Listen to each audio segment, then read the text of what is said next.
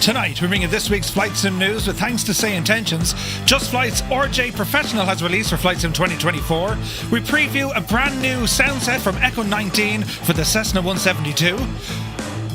We're going to have a look at Rex Atmos, see what it can do, Hangar Studios American Champion Scout, and we check out Welshpool from Burning Blue Design.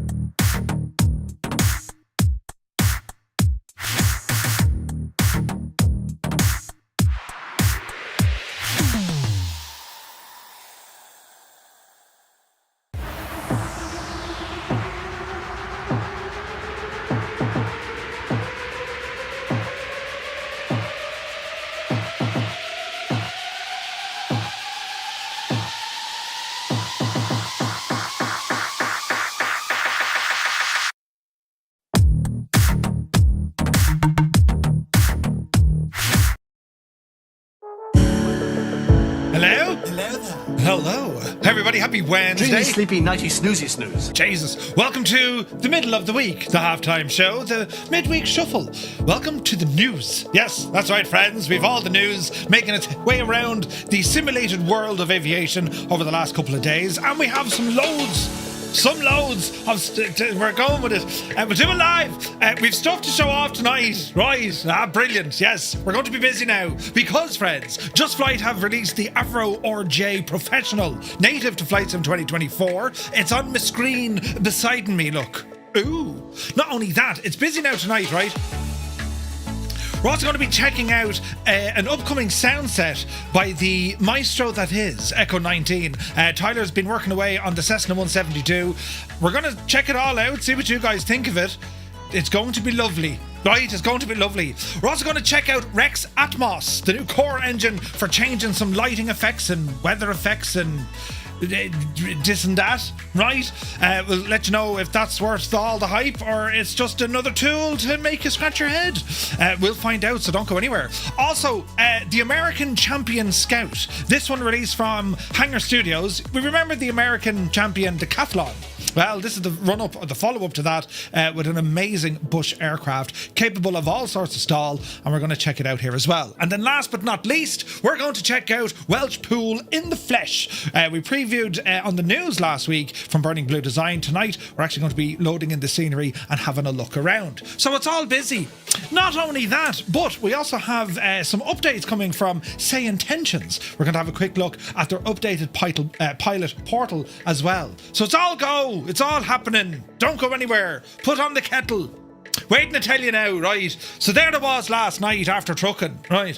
And I said to myself, I wonder if I could kind of engineer the Moza truck steering wheel base so I could use it for racing.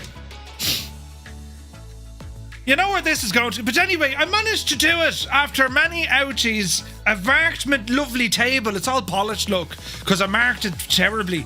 Anyway, I'm able to invert the divel, took off all the nuts and bolts, put them back on again, then mounted the wheel of steering, and then I said, we need to test this.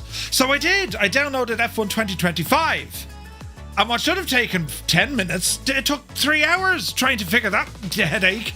Right? And the reason being is I didn't calibrate my stuff properly. So when I was driving, I was also braking. Yeah, it didn't turn out terribly well. But anyway, in other news, then today I got up It's always a great sign when you get up in the morning. I got up this morning, had my shower, and I said, right, I have things to do. You know, hosting an event in November, well, just one of the many things I have to kind of figure out. And how do we do this? Right? But I'm working on that, and I'm working on other things. And then I had this idea. I was like, Jesus, I want to get HDR working through my stream. So I'm going to use my capture card in what's called pass-through mode. Now, lads, before we go any further, there's a lot to be said for never tinker with wiring. Right, once you set it up, just leave it there. It's, you know, it's grand, right? So I decided to say, right, I'm going to take out some cables, which I did. Oh, Jesus. The telly came out, all the stuff below here came out, which meant I was able to tidy it all up, right? And I ran one cable directly from the gaming PC directly into the capture card. That's what I usually do. But then from the capture card out, ran it into my telly, into my TV. And the great news is HDR works. However, there's a limitation. I can only get, was it 2K? It's 2K, so it's like 256 something or other. Fucking me hair is sticking up, look. 256 something or other at 14p. Oh no, it's a 1440. And the refresh rate was like, so it's 1440p at 120 hertz with HDR. And, well, it was nice, right? Everything looked kind of weird and funky, and I had other work to do. But it looked nice. You know, after I did all the cables and I broke a thing and... Right, and then when I got that sorted, I was testing and I found screen tearing. My heart sank. This is around 3:15 this afternoon. So then I had to go out and do stuff. So I had to revert it all back because it doesn't work. It's either the capture card or I don't know what it is. I've checked the cables. They're all HDMI 2.1, 48 gigabyte speed. Top of the lovely stuff, right? Check the firmware. Check the seating of the friggin' capture card. I've done all it, lads. Done the whole thing, right? And it still didn't work. So we're now back to... what we had. If it's not broken, don't fix it. So HDR can shag off now for a while, and that's, you know, that's where it all ended up. What else did I do? There was enough in that. I can assure you there was enough. I'm actually up one of these. I'm spare. That came out right. I don't know where it went. So yeah. Oh yeah, the other thing I did as well, I put smart plugs on my two computers, one called streaming PC, one called gaming PC, and I am now seeing why my electricity bills are expensive. The streaming PC uses about 1.4 kilowatts in 4 hours. The gaming PC uses about 1.9 kilowatts in 4 hours. So, well, before I did this, I didn't really care. I was blaming, you know, the washing machine or something. No, it's me. Oh God, then it's I'm the reason behind all of this. Jesus, that's a lot of kilowatts, right? How many watts in a kilowatt? Lots of them. Do you know what I mean? But anyway, Jesus, he didn't even get to finish. Look, did you see what happened to him? God Almighty! Right, we're doing it. Oh Jesus! There you are, there now. Good man yourself. Anyway. It's all grand, lads. This is what I get up to. I shouldn't be allowed to be at home. Jesus. Did everyone just put in, Jesus? I shouldn't be allowed home during the day. I find all sorts of stuff to mess with, you know. Random things. You know how it goes. But anyway, who's here on a Wednesday, the middle of the week? We're nearly there. If you listen carefully, there's a weekend coming at us, right? Tarnish Mossman, happy hump day. Fierce Wolf is in the chat. Jesus. Jesus. You look at Fierce and Wolfie is Fierce Wolf. Spitfire RAF 100 is here in the chat. Retriever Neil, welcome in. Vacuum is in the house. Happy Wednesday. Eamon 1973, good day to you, sir. Super Typhon is in the house. AZ Blue Line, you're welcome in. Fat Rat, good to see you. Night Zepp is here. Oh, welcome in, good to see you. Viper Strike, hello from Halifax. Hello from Tipperary. You're looking well, Viper. Sunjammer, good evening. Liptorius is in the house. Norse Viking Gaming. Hello there. CP65, welcome aboard. Wills, 1985, has rumbled into the chat. Happy Wednesday, man. Out here in the suburbs is out there in the suburbs. Good to see you, buddy. Ferocem Gamers here, welcome in. Mrs. TPHI, happy Wednesday. Muttley, do something is here. Malky Mac, good evening. Stu Snape, evening Murph, the only news I actually enjoy watching. Imagine if it was a new, you know, right? I think I'd be very good at it. I wouldn't give it the usual, and in the news tonight, a man fell on his arse. I'd say it in a way that we'd just laugh about everything. Anything that's not supposed to be funny. But come on. We'll just laugh at everything, you know. Mech Manser, good to see you. Light Bison is here. From a very damn southwest of England, he says. Jesus. Max Stallion, good to see you. Shuffle Shoes, shuffles in. AJH John, happy Wednesday. Devil Fly is here. Captain Sick Bag from the sunny southeast. Happy Wednesday to you, my guy. Echo 19 Tyler is in the house. Love your work, man. Good to see you, buddy. Fornax is here. Captain Jesus. Captain Maximus. I nearly said McManus. Captain Maximus, hope you're well. A Crotty is here. Scorpio 49. My word, I have missed you. The place hasn't been the same without you, Scorpio. Tell me, how's the Merlot, right? Or the Sauvignon Blanc? How are they all, right? Good to see you, man. You're very welcome back. Who else come in the door here now? AP Inspector, happy hump day. Hermit something. Very good afternoon from Boston. Hope you're well.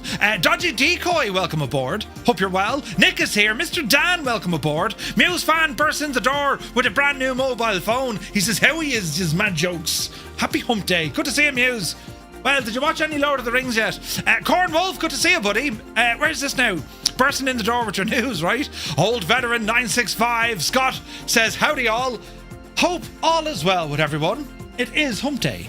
Good to see you, Scott. Hope you're well, buddy. TG Sims, good to see you. Who else? Cy120, happy Wednesday. 98 Vulcan is here. Zybok Doc calling from Denmark. Hello from Tipperary. Photos by Kev has rambled aboard. Waking up is always a nice bonus. Agreed, Kev, agreed. I did break it, Mrs. TPI. I did. Oh, God, yeah. Oh, yeah. I break everything. That's why you look so red. What? Who? Hayden, good to see you. Who's in charge? Hayden UK, that's who's in charge. Piku, good to see you. Goblin Zeus, happy Wednesday. Scorpio 49 subscribing. 54 months. Thank you very, very much indeed, sir. Good to see you. Where is this now? Capturing HER screenshots is hard work. It's a pain in, well, I'm not going to say where it is, but you know what I'm, right? You know now when I say it's a pain in that place. That's where it's a pain. But anyway, Mountain Man, good to see you, buddy. Thanks for being a co-pilot on Say Intentions. Been fun having you do my comms. Ooh. Oh, Jesus. My words exactly. Gerald is here. Good to see you. Who else now come in? Creo, welcome aboard. Hello to Mayo. Malky, Greta, Jesus, Chair, Column, all the alerts you lot put in. You're well learned now how not to do that in the future. Yes, don't touch it. You have 17 screens, more lights than the sun has energy, and more gadgets and stuff that the gadget... Listen. It's all very well manageable or malleable when it works. Sometimes it doesn't always work. So, Murph, what is the drain on the Irish power? Lots. Yeah, we're using up Ireland's electricity here, you know. Isn't being unsupervised awesome? It's dangerous. It's very dangerous. Velo, good to see you, Velo. We consume your electricity. Yes. That's part of the deal, you see. Yeah. We want TTM and 4K HDR Dolby Surround. You already have. You go to the place with the tube. Where is this now? One Fly Air, welcome aboard. It's my weekend. It's your weekend, Captain Maximus. Nice. Captain Maximus has a weekend starting today. That's great news. Hayden UK is not here. He is just an AI clone. Are you sure? Imagine you woke up one day and you were an AI clone. How would How would that work? Cy Murray, good to see you, buddy. Soaring AJ, welcome aboard. Hope all is well. You possibly should not be left home alone and unsupervised. I agree. Idle Cutoff, Cambridge calling. Hello from Tipperary. You're looking well. Murph, the virtual airliner program you're using, what is it, if you don't mind? Norris Viking Gaming. The virtual airline. So it's part of FS Hub. fshub.io. That's where that's the host of our virtual airline. That's where it lives. Schultz, good to see you. Now and then. Right, now then, he says. Not now and then. Now hear this. Good to see you, Schultz. Murph is the Clark Griswold of Ireland with his wattage usage. Yes. In the news tonight, I threw the PC out the window. I forgot to open the silly window. Sean Dale. So you notice I've been missing then, Murph. I have, Scorpio. Jesus. You bring a certain element of class, of intrigue and mystery. You know, a bit like myself. But not, you know...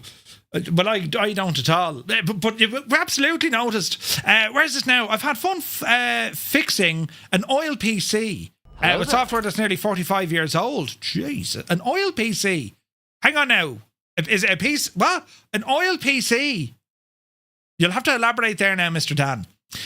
You can't slag me about Lord of the Rings anymore, considering you've never seen The Breakfast Club. Listen, I do be at The Breakfast Club every morning at 8:15. It's my club, right? And you can't use that same sentence for Lord of the Rings, because then people will think you have issues. Brilliant. Anyway, moving on abruptly. One does not simply slag Lord of the Ring fans, right? Brilliant. Right, where's this now? I'm in Mono. Who? Mono. King Ace, good to see you. Mick Ham, welcome aboard. Gar Gaming is here from Galway. Hello from Tipperary, hope you're well. Hermit Something says, you talk about your 3 kilowatt computers, but you also got the AC unit keeping it all cool, another 1.5. I need to plug that. Oh, look, it's night time. It's actually night time. The days are getting shorter.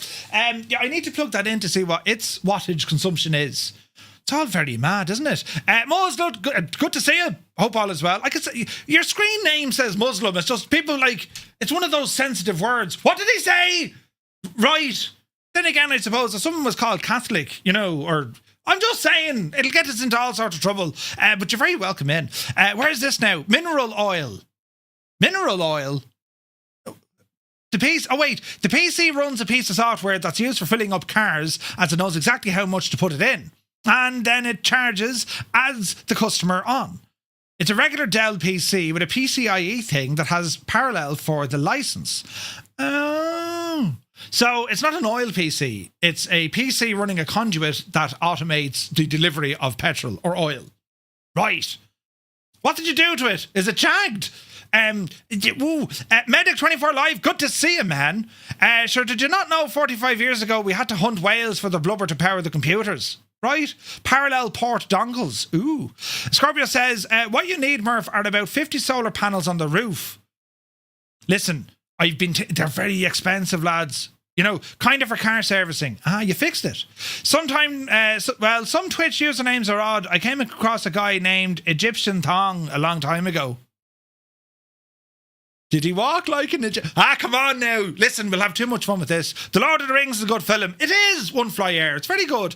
Right, come over here, look, before we get in trouble. I don't think it gets enough sun for solar. No. Right, who come in the door, look? Visualize. Happy Wednesday. Hope you're well. Lost Trucker is here. Northland Air. Happy Wednesday, man. Mrs. GPHI is on the tube of you. Good to see you there as well. Black Sheep Gene. The news. Don't snooze or you lose. He says, very good, Gene. He's a poet and he knows it. Dave Cleary, legend Dave. Welcome back, Dave. Uniform Goose, good day, Goose. Happy Wednesday. Aviation 2000 is in the house. Welcome aboard. Sarah Dolman, welcome in. Garen is in the house. Hello, Garen. I have an issue with SayIntentions while I'm not having predictive AI. Is that a bug? You're not having predictive AI. What do you mean, Garen? Gerald is here. Good to see you. Kieran Niall, welcome aboard, Kieran. JP is here. Cracker. Hello? Welcome aboard. Zappel, happy Wednesday. Bill, Asher, how are you, Bill? How are you getting on? Jimmy Figs, good to see you, Jimmy. Now, let me see. Ragged Donkey, good evening. Anna Crussus is here as well. Asher's like the band is back together, lads. This is great news. Great news. JW is in the house. Happy Wednesday. Hope you're well, buddy. If Murphy loses much more hair, he'll have his own solar panel on his head. What are you talking about? Beautiful. Look, man, it is. Glorious. There's a bit sticking up in the back. I don't know what it's trying to leave. Hold it down, for God's sake. Look, now, squeeze it in so I can't get out. It's trying to escape. I don't know. It's going somewhere. I don't know where. P.S. Miranda. Hello there. Hope you're well. Right, shall we get started? And I've a button over here, look. It's been trying to leave you for a few... Quiet you. Right. Now. Oh, Jesus, look at the state of this. Isn't it only gorgeous? All my monitors have moved and my camera's shagged, look, because I bashed my head off it. Right, hang on. Let's do one of those. And let's do one of these. And all now looks terribly well. Except for that light that's crooked. To be grand. Right. Don't even worry about it at all. Everything's going to be super duper and Grand. Petrolhead, thank you very much indeed for 9 months subscribing. Thank you very, very much indeed, buddy. What a legend. The man is a legend. So we all need to pitch in and get him a shag. Jesus. Get him a shag for the top of his head like Sean Connery had to wear. Get him a shag. Now, hang on, don't you mean a wig? Scott, do you mean a wig? What are you doing, lads? Yeah, we're just putting a few quid together for Murphy. He needs a shag. What? Oh, Jesus. Yes, a wig. They're not called are they called a shag? Are they called a shag in America? They're called a wig. I can confirm that Murphy has more hair than me. However, if I had a full head of ginger hair, I'd shave it off. Wait, what? Listen. This is getting out of hand. I think Scott meant to say wig, but it came out as shag. That's hilarious. Anyway. Oh, Jesus. Your OCD won't let you leave the light not straight. Yeah, I know. I know, it's grand. It's grand. A rug. A rug. A shag. Can I get a refund? No, shag off. There's no wig off. There's no refunds. That was brilliant. Right, anyway, this, friends, is the RJ Professional for Flight Sim 2024. Newly updated by Just Flight and a free... I think it is free update. I need to double check that. There's probably a little upgrade to it. Basically, the RJ kind of went on from where the whatchamacallit, the BAE 146 went off, right? I'm getting weird flickering. Effectively, what we have is a updated avionics. The engines were made that little bit more, economical, better range. And they've also included with this a new cargo variant, which is pretty cool, right? And it comes with some liveries and stuff. We're going to be checking this one out in a little while as we're on the ground. The screen is flickering. Did you notice that? I wonder is it coming up on the stream? No, it's not. It's only coming up on my stream. Interesting. There's screen flickerage. I wonder, is that faulty cable? Anyway, we're not going to go into, troubleshooting this crack again, but it looks very, very good. It's a beautiful, beautiful aircraft. So we're going to be checking this one out now shortly. But before we do all of that, well, we need to go to the news, because we have lots of news tonight, friends. Are you ready? Holy tabs on a page, Batman. Right, we shall start off with a big, massive shout out to Vasco over at MSFSaddons.com, to Callum and all the guys over at FS Elite as well. That's where we have all our news for this evening. So we're going to start off with IniBuilds. They've teased or shared the first A340 development with visuals and also some art about their upcoming aircraft. That's a class shot right there, isn't it? Look at the cut of that. It didn't take long for IniBuilds to follow up on their official Airbus A340 announcement earlier this month. The team have just published the first airliner development update for the A340, and one that comes straight from Max, IniBuilds art director, who walks us through the visual side of the project. The focus is on 3D art, weathering, animations and performance optimizations, with plenty of screenshots to illustrate how the aircraft is shaping up for Flight Sim 2024. Capturing a 20-year-old A340 rather than presenting the A340 in a factory fresh condition, IniBuilds is leaning into the real-world service history. Most A340s in the skies today, they're some 20, 24 years old, and the model reflects that in reality. Expect grease streaks, faded placards, chipped paint, maintenance patches and hydraulic stains. Even the engines, those four CFMs that define the A340 silhouette, get individualized treatment with unique texturing and openable cowlings. Ooh. This update also marks the first use of Microsoft Flight Sim's 2024 new engine spinner shader in an IniBuilds aircraft. The result, according to Max, is far smoother transitions across different RPM ranges compared to that of the old texture stacking method. There is, however, one oddity. Well, the fans currently spin the wrong way. It's not a mistake on IniBuild's part, but rather a sim limitation that they're hoping that Asobo can fix soon. So we have a couple of screenshots here. Now you might be saying, yeah, Murph, it's you know what I mean, it's an Airbus. Yeah, we know it is an Airbus, but it has four engines, right? And well, what we can see here is these different kind of stuff, right?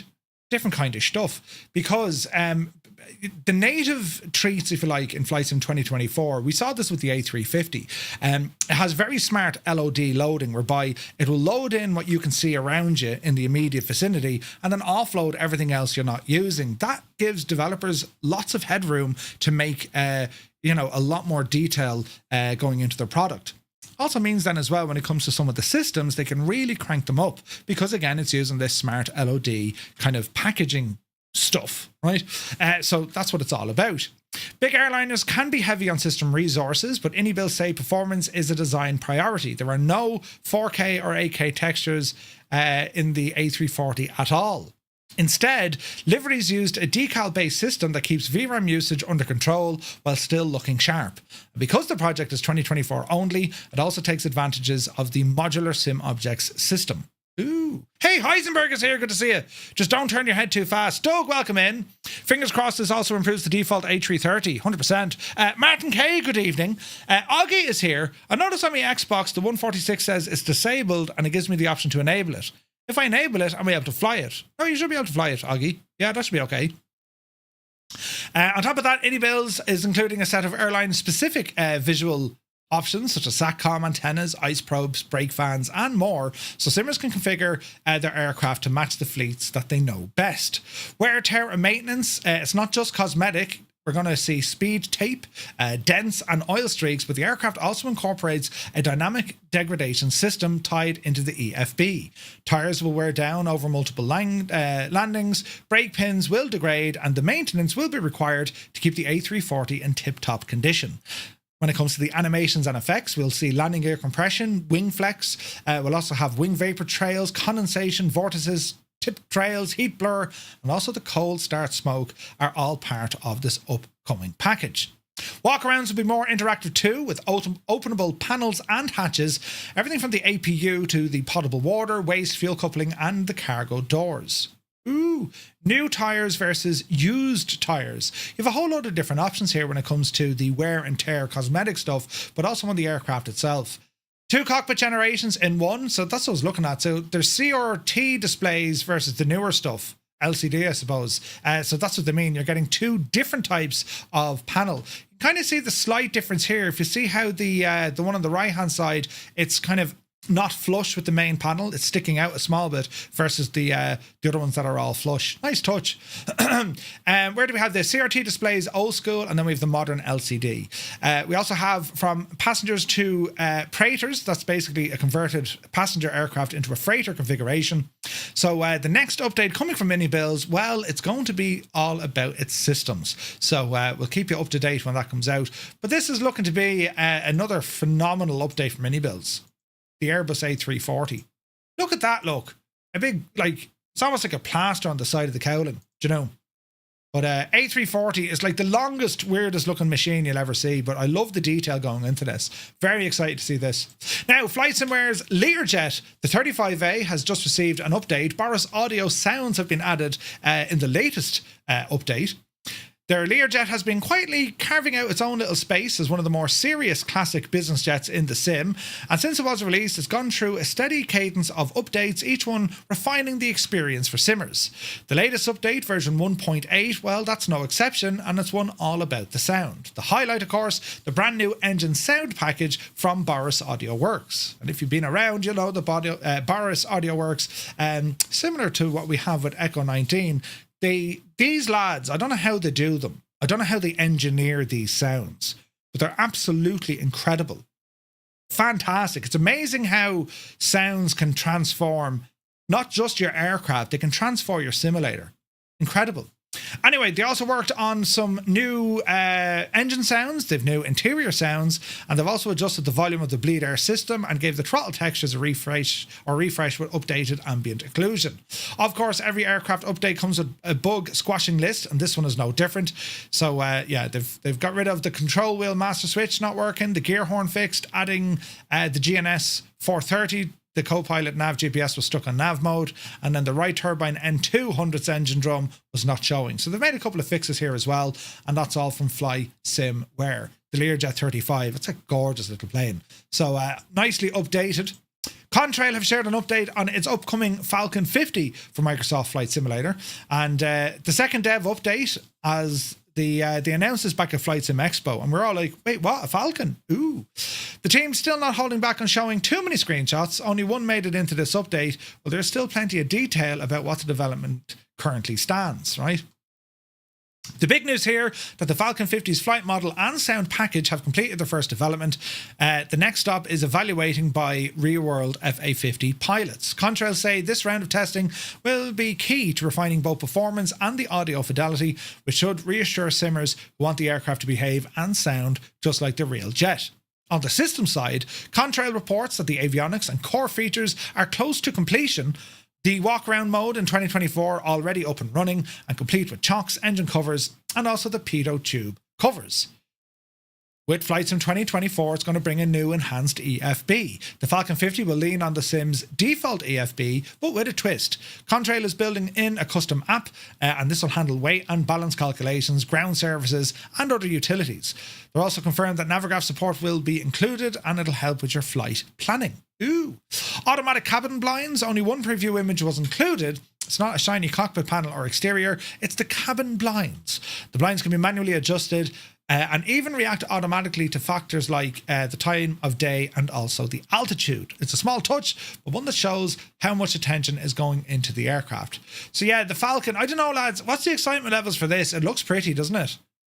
Like, it's a brand new aircraft, and for Contrail, who, you know, they've been a store that you can buy your add-ons from, it's pretty cool to see them now going this road of development. It's pretty cool, right? The Falcon 50, I flew one in X-Plane way back when. Carenado did one. Carenado made one of these back in the day on X-Plane. So, yeah, you know, Trijet, it's just mad looking. A lot of, you see these a lot in Europe, actually, Falcons. You know. But anyway, moving on. Bluebird promises its Boeing 757 from Microsoft Flight Sim will arrive before GTA 6 in the latest update. Bluebird Simulations back with another dev update on their highly awaited 757 for Microsoft Flight Sim, and the team say they've made a lot of progress since Expo and they're now gearing up for the next major phase of development, beta testing. This thing is taking so long. It's taken forever. But anyway, systems taking shape. Yes, stand out in this update is the pneumatic system. Alongside that, LNAV and VNAV logic reported to be around 70% complete, right? And then other updates such as the doors, oxygen and landing gear systems are already functioning at a high level. Circuit breakers are another area of focus. At this stage, 153 of them are working with a target to set over 200 functional breakers by release. And Bluebird say more in-depth looks at the systems will come in the next YouTube video planned for Q4 this year. This is an aircraft just taking ages. Right. Beta testing has now been a recurring talking point in past updates. This time, Bluebird say that they're approaching the first stage in the next few weeks. The long delay came down to the pneumatic system, which apparently took much longer than expected. The team notes that while this was in development, other systems originally scheduled for later testing were completed early. So, you know, maybe there's a good thing here. The EFB is a big system still outstanding, and it will get the spotlight in Bluebird's final press release vehicle. Or pre-release vehicle. Interestingly, all the screenshots shared this week are from FlightSim 2024. Bluebird confirms that they've begun testing in the new platform and hope to offer a compatible, but not yet native version of the 757 for FlightSim 24 at or shortly after release. A fully native 2024 build will come later. Pricing recap: the pricing remains unchanged at $80 for the full package, covering both the 757-2 and the 757-3 with the Rolls-Royce and Pratt & Whitney engines. The purchase also includes entitlement for both 2020 and 2024. In the end, despite vowing not to make release predictions, Bluebird slipped in one anyway. The 757 will land before GTA 6, which is set for May of next year. Not quite a release date, but it's the closest we'll get for now. In a box, man, good to see you, buddy. So many great add-ons now for Flight Sim. My bank manager, you know who, says it's time to put a hold on new ones. Can I have a doctor's note, Merv? Sold, Dougal. Yes, good to see you, buddy. We'll get GTA 6 before the 7.5. Do you know, I don't know where we're at with this. I honestly don't know what to say. I mean, I'm very interested in the project. I'm excited for the project. But, like, you know, they were center stage at FlightSim Expo last year. They had an announcement this year. They had a bit of an alpha up and running. You can play with it. But, like, man alive, this is taking a long time. A long-ass time. And I don't know. I mean, look, it's it's a huge project. They're building it all from scratch, right? But like, this is a project that was announced, I think, back in 2021, if I can remember. Maybe it's 2022. And it, originally back then, it wasn't going to be study level. But all of a sudden, now it is, So once again, the price is a bit much. It's hard to kind of grasp. I mean, this thing, I don't know, lads. I honestly don't know. I've said this before. We need access to this. They need to release it, and maybe go down the road of early adopters if they want to buy it or hold off for the main release. I don't know, but I'm just there. It's so long being like, hey, look at this. This is going to be the best thing ever. Hey, look at this, and then like here we are years later, and they're still saying, hey, look at this. Do you know what I mean? I'm very excited for the project, and I've no doubt, they're pouring their life and soul into it.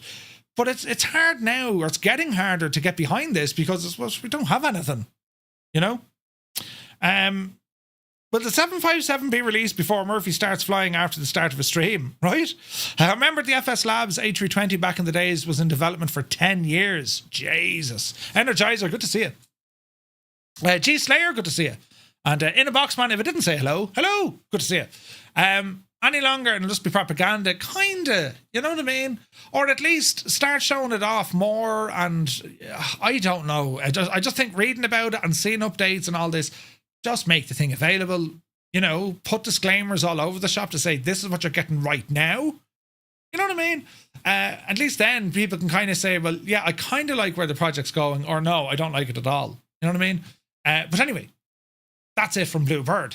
AzurPoly has updated their C160 Transall. We took this out for a flight the other day. On Monday, it was a lot of fun. Just a reminder in case you missed our stream, that this update, it comes in as a brand new native aircraft for FlightSim 2024. If you've never owned the Transall before, you can buy this for $34.99, or if you bought the 2020 version, you can upgrade it for $9.99. The aircraft, it does come as a second life for it because they've updated the textures, updated the avionics. We have new sounds from Echo 19, and it also has some new effects where you can drop parachutists and also some cargo there as well. They've also included a couple of new liveries, and they've reworked a lot of their avionics. This thing was absolutely a blast flying last Monday. It really, really was. I loved it. What I'm wondering is, what has taken it so long? How are they funding it, says Energizer. Yeah. Sounds like they're under-resourced. Maybe. Look, it's their project. They'll do it when they do. But, like, just, tell us when it's ready, Fly with Craig is here. Good to see you, man. Hope you're well, buddy. But yeah, so the AzurPoly C160 Transall is now up and running. I have to say, highly recommend this aircraft. This is one of my favorite in the sim. It is brilliant. There's enough to get your teeth into to learn the systems, but it's friendly enough so it's forgiving. Do you know what I mean? Now moving on, Echo 19 reinventing how the Cessna 172 will sound in Microsoft Flight Simulator. We actually have access to this tonight as a preview. And massive shout out to Tyler for that. The 172, long been the default airplane in Microsoft Flight Sim, just happens to be one of the most popular when it comes to flight training. I've flown a Cessna 172. I'm pretty sure most of you guys, if you've done kind of flight lessons and stuff, chances are it's in a Cessna 172, maybe a Piper, even something a little bit smaller. But these are very popular. Anyway, this is a brand new sound set being developed for the Asobo, or the default Cessna 172 in the sim. And, we'll hear all about it in a while, right? But as we know from Echo 19, that we know that the Super Hornet was done, the Mustang was done, and he's now working in collaboration with so many developers, and he can really get these sounds coming in. Like, some of the sounds are incredible. I don't know how he does it. But what we'll have, reworld ground and cabin life, so we'll fuel swashing, all this sort of jazz, right? Airframe will squeak, even the flags and, covers will rattle in the wind. Detailed 172 characteristics, an accurate N-model flap motor, prop flutter in high winds, stall horn which pitch changes based on the angle of attack, also some dynamic wind layering. Exterior ambience, they've refined the control surface stop sounds. Smart customization, sim pilots can toggle vintage style gyro sounds, alternator whine, or even switch the soundscapes. 3D cockpit audio, All the switches, dials and levers are positioned in through 3D space using 96 kilohertz ambisonic captures designed to shine with Windows spatial sound. Dynamic engine behavior, rough running, you'll hear it, and also the environmental details, different airflow running around the aircraft. So as I said, we're going to be checking this one out very, very soon. On top of this, he's going to be releasing some bonus liveries for the Cessna 172 as well. So it's already listed on the website. It's $10 or $11.99 coming soon. We're going to check this one out tonight to see, is this going to transform the beloved 172? Now, the stealth fighter that lost to the F-22, well, it's now in Microsoft Flight Simulator. The YF-23 Black Widow 2, one of those jets that makes aviation fans wonder what might have been. Sleek, stealthy, and built to compete with Lockheed's YF-22 in the US Air Force Advanced Tactical Fighter Program. Well, this one lost the race and quietly slipped into history with only 2 prototypes ever built. Now, more than 30 years later, flight simmers can actually fly a Black Widow 2 thanks to top Mach Studios. They've just released a feature-packed version of the aircraft for the sim. Available now for $29.99, it brings not just the 2 real-world prototypes, but also a what-if operational F-23A variant. For those less familiar with the story, it was a Northrop and McDonnell Douglas entry into the ATF competition back in the late 80s and early 90s, facing off that did become the F-22 Raptor. So this is the aircraft that lost out. A rarity now in Microsoft Flight Sim, the rendition is unlike anything currently available in the sim. To recreate the aircraft, the team pulled from all the public information that they could find: utility flight manual, museum displays, books, photographs, test pilot accounts, and also the US Air Force statements. The result is a package that includes 3 variants: one with a Pratt & Whitney YF-119 engine, a General Electric YF-120, and then a what if. Looks pretty cool. Little is known about the actual capabilities, so Top Mach Studios had to do a bit of guesswork here. The aircraft features a custom fly-by-wire control system with auto trim, G-limiters, and also controllable high alpha flight beyond 60 degrees. This thing can soar to altitudes above 65,000 feet and speed reporting of Mach 2.4. Ooh. The YF-23 had a better RCS signature than the F-22. Really? It was stealthier. Yeah. Mine was in a PA-28, so Scott. Ooh. Nice. Pretty cool from Top Mach Studios. I mean, look, it's interesting that they went, this way. I think it's a mad looking play. Like, I don't know what I fly it. It's just, that's not really my cup of tea. Bring back the 4th gen stuff. Do you know what I mean? But it's pretty mad looking. Pretty cool looking. Anyway, it's available right now over on the marketplace, $29.99, and it is compatible with both sims 2020 and 2024. A native version for 24 is in the works, and that will be released a little bit later, and that will be a free update. Mr. GPHI has it. You picked it up? Well, like Top Mach Studios, they make great stuff, so I imagine the sounds are good. Performance is good, and you probably have a whole load of systems to play with. So yeah, I imagine it's actually good. It's just a mad looking machine. Now, Just Flight, an aircraft that's parked on the ramp we're looking at right now, the RJ Professional 1.4 with the new freighter variant and FlightSim 2024 support. Brand new update, the RJ100 QT freighter, alongside a series of fixes, improvements, and full native support for FlightSim 2024. The RJ QT, the Quiet Trader, a fictional freighter version of the Avro RJ, was based on a 2016 BAE Systems proposal. Well, it never left the concept stage. With this update, Just Flight brings the idea to life in Microsoft Flight Sim, complete with 4 liveries: DHL, FedEx, TNT, and even a prototype scheme. The new cargo model also features a functional cargo door, dedicated freighter details, opening up opportunities for virtual pilots to operate regional cargo routes. Beyond the freighter, the update introduces several notable upgrades. The highlight is the new SimBrief OFP import functionality for the GNLU FMS, allowing users to pull flight plans directly into the aircraft, a very welcomed addition from Just Flight. Passenger variants also receive customized cabin textures with airline branding and further refining immersion for those flying the RJ in its original role. As part of the transition to 24, the aircraft has been upgraded to a true native package with additional model LODs for better performance and compatibility. Wide range of fixes and improvements are also included, from the autopilot pitch refinements and improved cockpit animations to the GSX integration for ground power and even the external air supply. The full changelog is massive. We'll have a look at it there now in a moment, right? The update is free for the existing owners of the RJ Professional, which is phenomenal stuff from Just Flight. I mean, they are one of the few that are giving free updates to all their aircraft. If you've never bought this aircraft before, well, they currently are running a discount. Is that up until September, I think? I think it is, isn't it? No. I thought when was the discount? Okay, so the discount was the other day, was it? Is that right? Anyway, highly recommend this aircraft. It's very, very good. We're going to be checking it out here now in a moment. It looks savage. I love the idea of a freighter version as well in the RJ. Like the 146 and the RJ, they look identical, but they're different. They're just different aircraft. They just behave differently, do you know?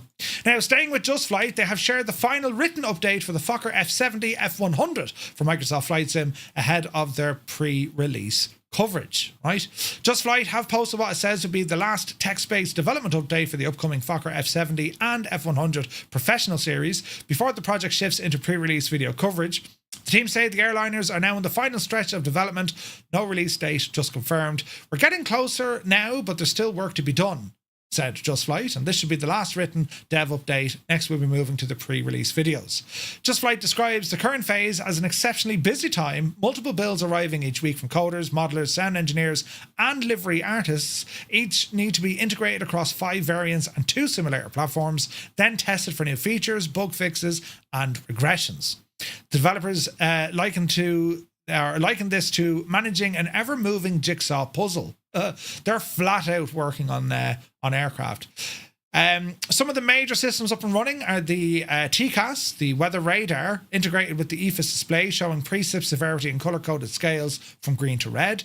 Interactive speed flip chart, interactive paper checklists, and the EFB itself has also been refreshed with a new black design and 2 mounting styles, wall or window. Co-pilot to cabin intercoms, call times and working lights across functional handsets, full cabin lighting control, and even their digital music player with cabin announcements are all up and running here. It's a beautiful looking machine. Beautiful. Classic regional jets. Do you know what I mean? The big 3 still in progress: the automatic flight control and augmentation system, the auto throttle system, and also a flight management system. So we're going to start seeing, I would say very soon, videos from Just Flight showcasing off the Fokker series for the sim. I'm excited for these because they're cool jets, and like the amount of work Just Flight put into these, like it's unbelievable. It's incredible. Great shot there as well. Now, shout out to Zit, who gave me this lead earlier on. TFDi Design with their MD-11 XS, the Art, the FS24, and also the Xbox Progress. Well, TFDi Design, they said they were hoping to get this up and running in about 60 days. That moment, unfortunately, has now passed.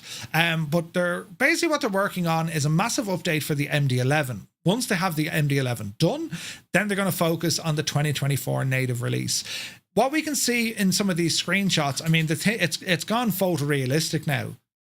It was pretty much photorealistic before, but these updates, there's a lot of art gone into them. It looks absolutely stunning. And it goes far beyond cosmetics as well. There's a whole load of failures put into it. We're getting the new Pratt & Whitney engines put into it. The cabin has been overhauled. Just really, really cool stuff coming on into the sim. Can't wait. All the extended simulation stuff, system improvements. When we get down to Flight Sim 2024, as I said, they're going to release this first, then they'll start working on the native model. So we don't really have a release date yet, but TFDi Design are flat out working on this MD-11. This remains one of the absolute cracking airplanes in Flight Sim. It's brilliant. And, I took this across the pond when we did our across the pond. Like, it's an incredible airplane. And it's great to see all these changes now going through as well. So excited to see that. So many thanks for Zit for giving me the lead on that. Fair play to you, man. Fenix, they have updated their A320 fleet with a patch for their big Fenix update. And they've rolled out a new update, bringing it some extensive rework of the auto thrust system, refinements to the fly-by-wire roll control, some sound improvements and infrastructure upgrades as the second update since the BFU update came out just a few weeks ago. The standout change is the complete rebuild of the auto thrust system, which now behaves much closer to the real aircraft. I actually watched Katie Pilot flying this a couple of nights ago, maybe it was a couple of weeks ago, and she was doing a missed approach, or right, and it's actually kind of mad when you're watching someone who, like, this is their actual office. They don't use simulators, right? When you watch them control aircraft in the sim, you know, I felt like saying, Jesus, will you go handy with it? Just be careful, right? It was like that, because it's so reactionary. It's Katie's a captain with one of these, so like it's second nature at this stage. But yeah, it's mad. She's like, no, look, I should have done this, do the other thing. It's mad when you see people with that skill level, when they're just so familiar and competent with these aircraft systems. Like when it comes to the sim, you're like, no, you didn't count to 7. You know, close one eye. Right, very, very good. But she did call out an issue when it came to the auto thrust. She said, no, that engine should have spooled up a lot quicker. So I think the feedback has gone in. We hope. Anyway, alongside this, the fly-by-wire roll channel has also been refined using data from multiple Level D simulators. Now, a Level D simulator are the ones that cost hundreds of thousands, if not millions. They're the big, massive ones that you see at the airline headquarters training centres, or, you know, the top-end flight schools on Earth. You know, only the 4 richest kings of Europe would own one.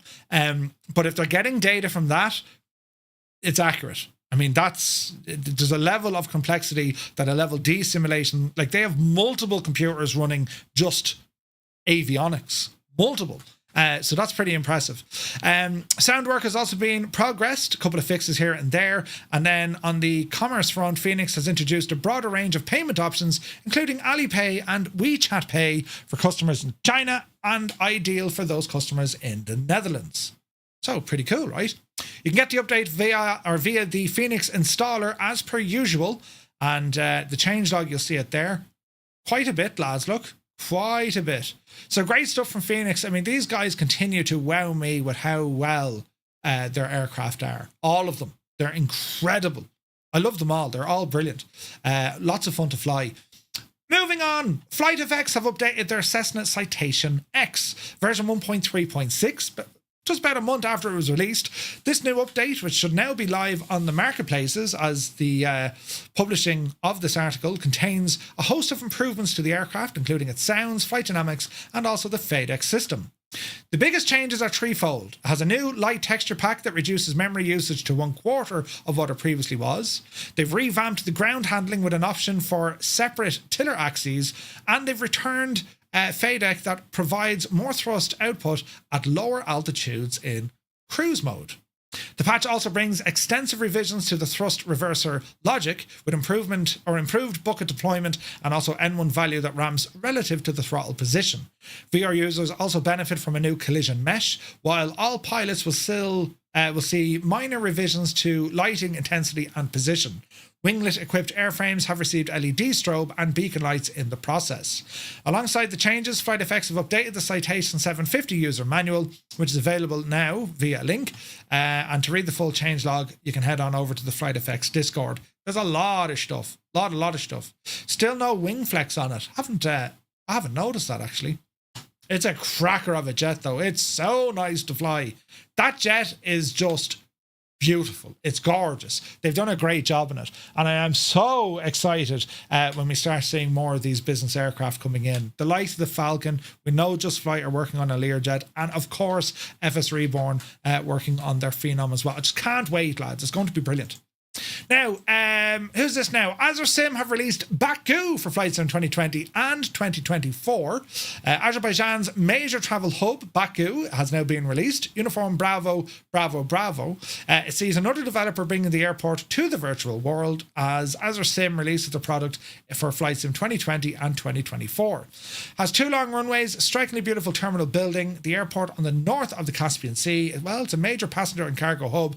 Of course, it's going to be hosting an F1 race there in a few weeks' time. You can purchase this over at the IniBuilds store, priced at £10. And some photos here of the interior and exterior. I haven't checked this one out yet, so I couldn't tell you how good or bad. It looks nice.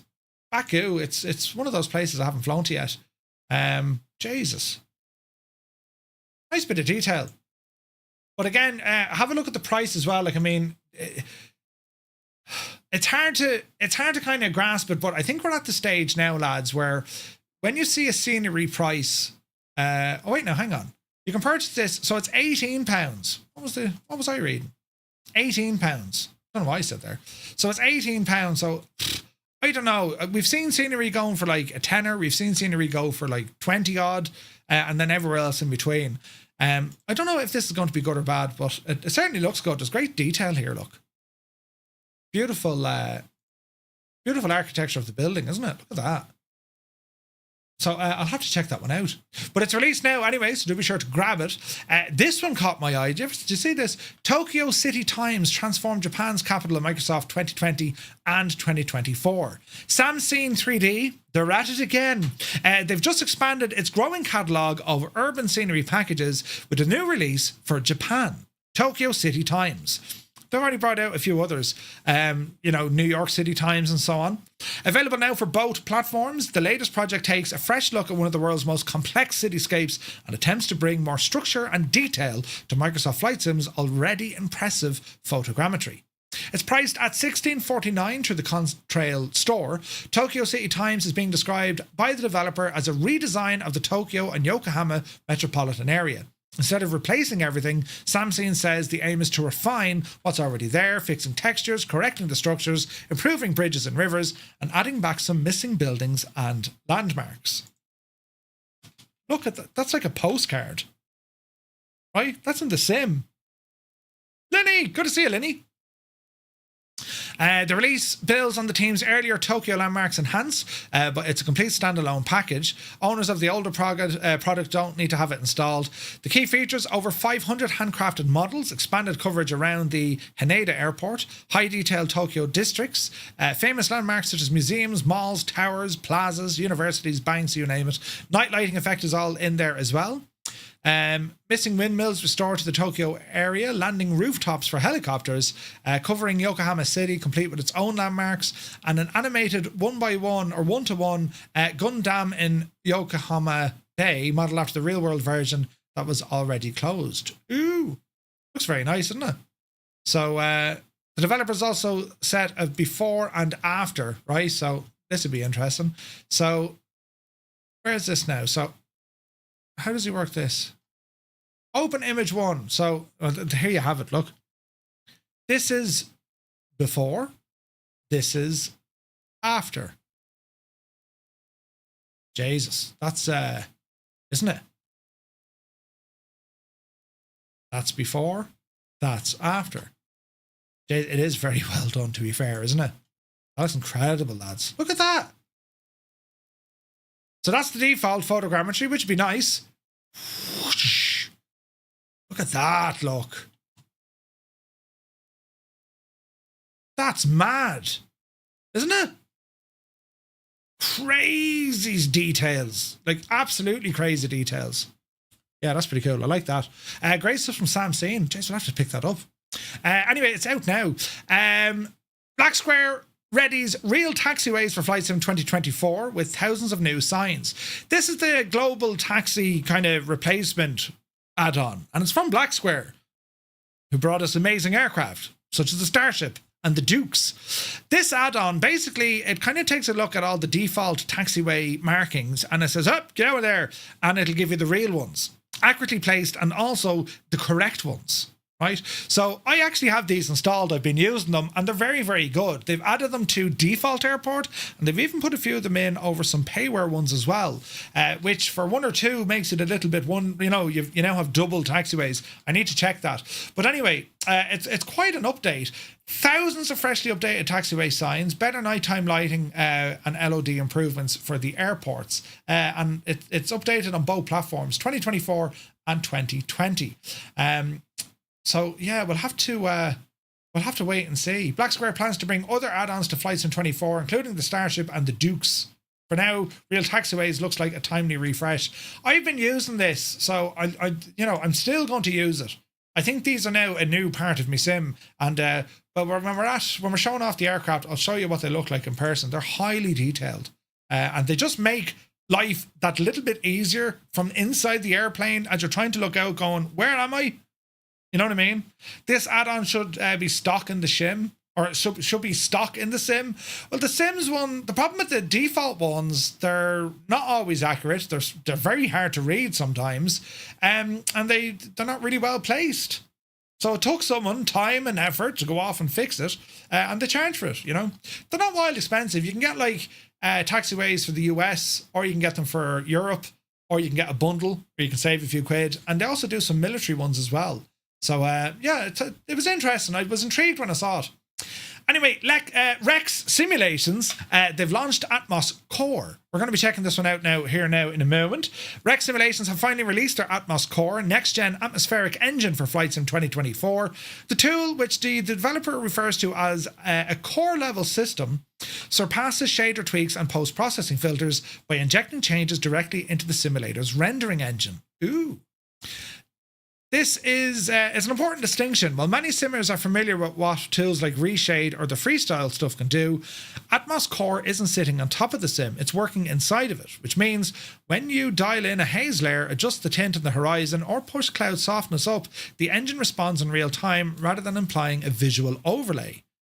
At the heart of Atmos Core, there are three editors. The weather lets you build or modify scenarios on the fly, from a quiet VF4 day to a hurricane. Atmosphere handles the physics, Rayleigh scattering, particulate density, atmospheric depth, phase functions can all be tuned. And then we have Enviro, which gives us control over the light and colours in the environment, right down to the individual red, green and blue channels. If you want a slightly greener terrain tone under certain skies, well, it's possible with Rex Atmos. Now, they're saying this is core. I imagine they're going to be adding a lot more to this, because it's a very manual system, as you'll see. Now, there are profiles you can create and download, but there's very little automation. We need automation. This is something that we just want to set it and forget it. This is not the program that will set it and forget it. This needs constant tweaks. However, changes do instantly apply in the sim with real-time rendering. The release also debuts a particular simulation engine which models atmospheric effects such as haze, pollution, and even dust storms. And according to Rex, this allows simmers to recreate anything from smoggy LA mornings to the Saharan dust blowing across Europe. Ooh, rendering. Yeah, that's the one. But yeah, so Microsoft and Asobo couldn't figure this out on their own engine and needed a third party to come up and make this its core engine. Richie Ricardo, straight in with it. Hello, Richie, good to see you. Jesus, he's having to go with the colours again. But you do know, Richie, X-Plane has had these sort of systems in place for years, don't you? For years, X-Plane needed this. But anyway, yes, moving on. It's available right now. You can pick it up through the normal spots, Rex Store, of course, Contrail, Sim Market, and more. It's offering a 50% discount for those who already had Atmos for 2020. We're going to check it out here now in a few moments. Fabio Merlo has released a update, the Flight Control Spotter.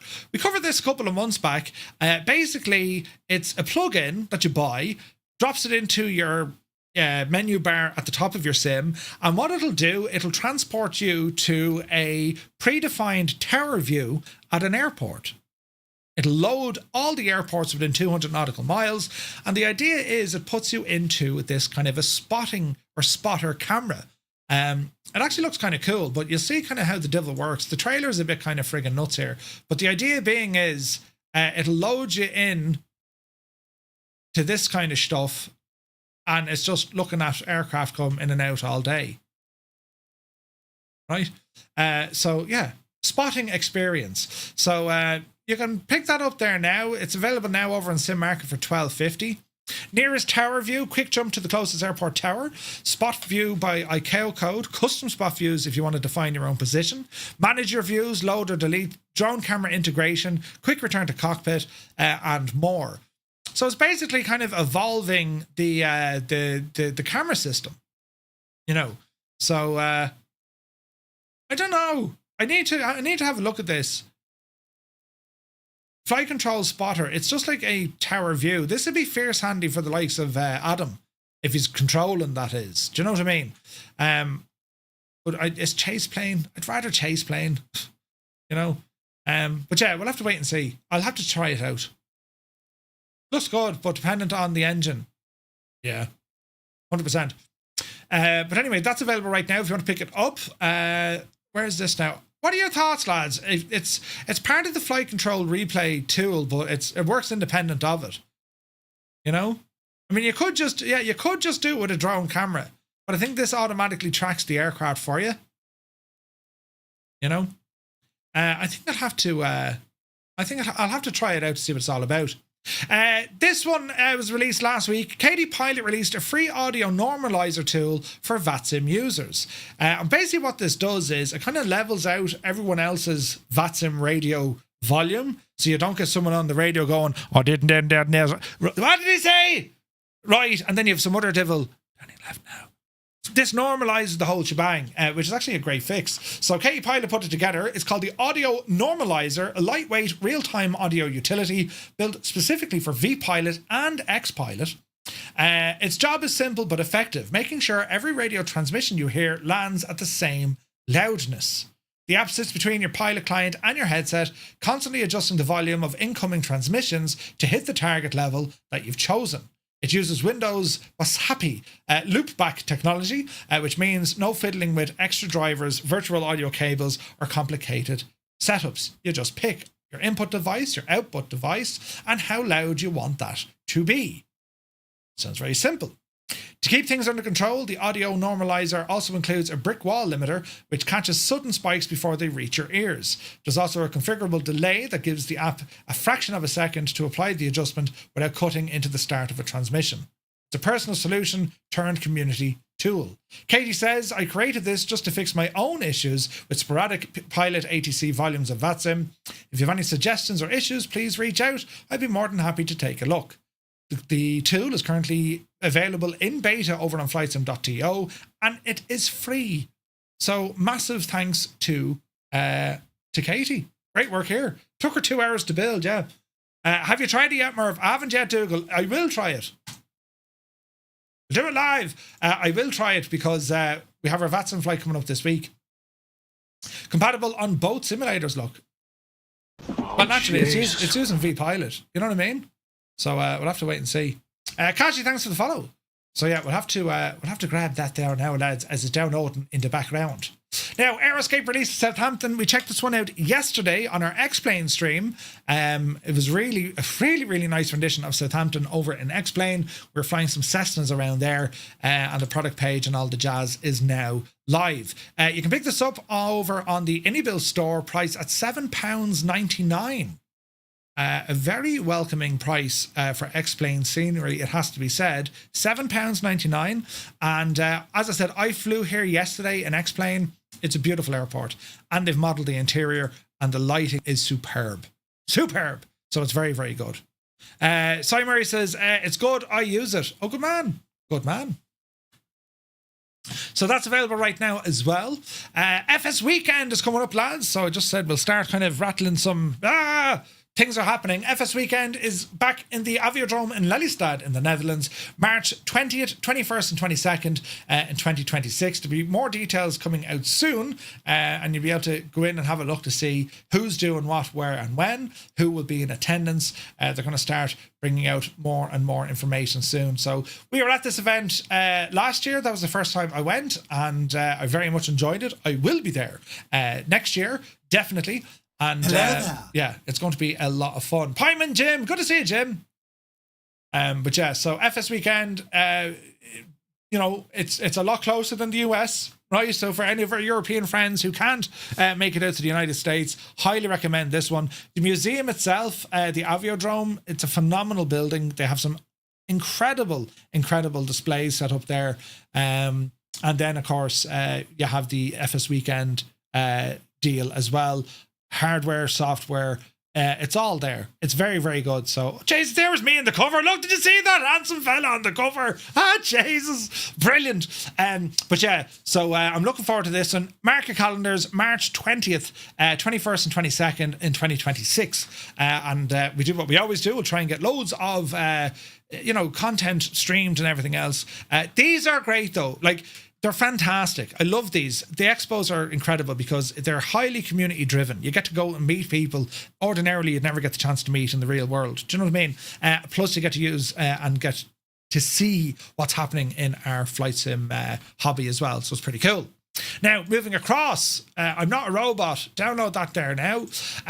FlightSim Expo 2026 have discounted travel and hotel rates and locations have been revealed.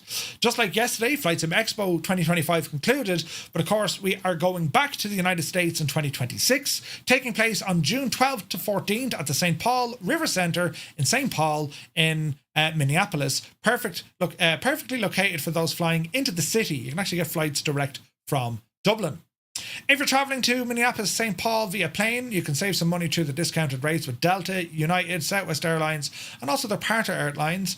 For those using Delta or United, you can save between 2 and 10% based on the airfare. If you're flying internationally, you could use the discount codes on multiple code-share airlines. I have information here. Hotel locations. There's multiple hotels in and around the facility, or where the expo is going to be on.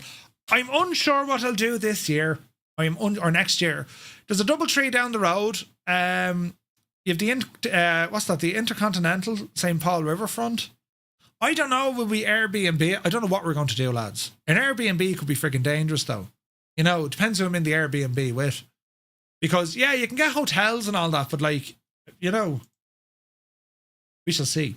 Anyway, we're going to have more information coming out in December. That's when registration opens for FlightSim Expo. This is, of course, North America's largest flight simulation expedition or exhibition. So, yeah, looking forward to this one as well. So we've 2 shows booked for next year. We're going to be at FS Weekend and at FS Expo. All going well, right? All going well. So, yeah. What about if they came outside the US for FX Expo? Right? FX Expo. Well, you have the one in Europe. Airbnb is total shenanigans. Oh, is it? Jesus, right, okay. Between FS Weekend and FS Expo, we have all these options. Not to mention our own gig is happening in Dublin in November, calling all flight sim enthusiasts. We have a community meetup happening on the 15th of November in Ballymount in Dublin. It's a daytime event, and then we're going out for a few pints after that. So more details coming soon on all of that stuff. Now, lads, we're going to move and have a quick look here at the pilot portal, which has been updated over on SayIntentions. Right? I want to show you now.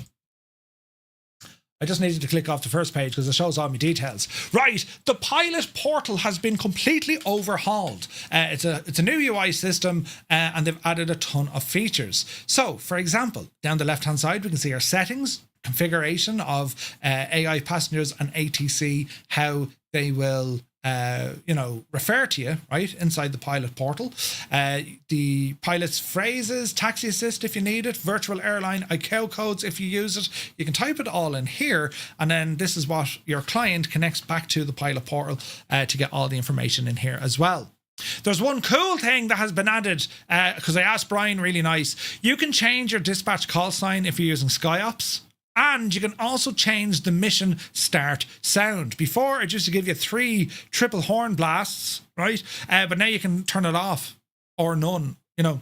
So that's a nice one. You can also create your own cabin crew co-pilot using your own voice if you like. Crowd voice, allow your voice to be there. And then all your various integrations and whatnot. The other stuff they've added in, we can see the flight logs page has been updated. Now showing you all the types of flights that you've done, right? And you can go back and look at the flight. You can add comments to it. Look at the communications log. So this is what ATC said to you. Isn't this cool? This is cool. So you can see, look, whatever happened, if it went wrong or went right, there's a full log now available for you. You can also view the entire flight on the map as well to see, oh, look, that's where I said this. The flight plan, English Murph, the flight plan page, this has been updated as well, makes it a little bit easier so you can file your own flight plans directly from here. There's an ATIS lookup if you want to go and grab one. So for example, we can go into Shannon, get the ATIS, and we can load it in here now, and well, we can see it.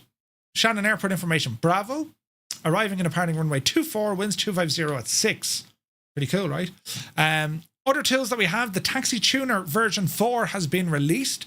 This is quite incredible. For example, if we go into Shannon, we can find the airport, it's going to load Shannon, and it's going to show us where aircraft will taxi to and from. For example, we know that there are certain taxiways that are closed.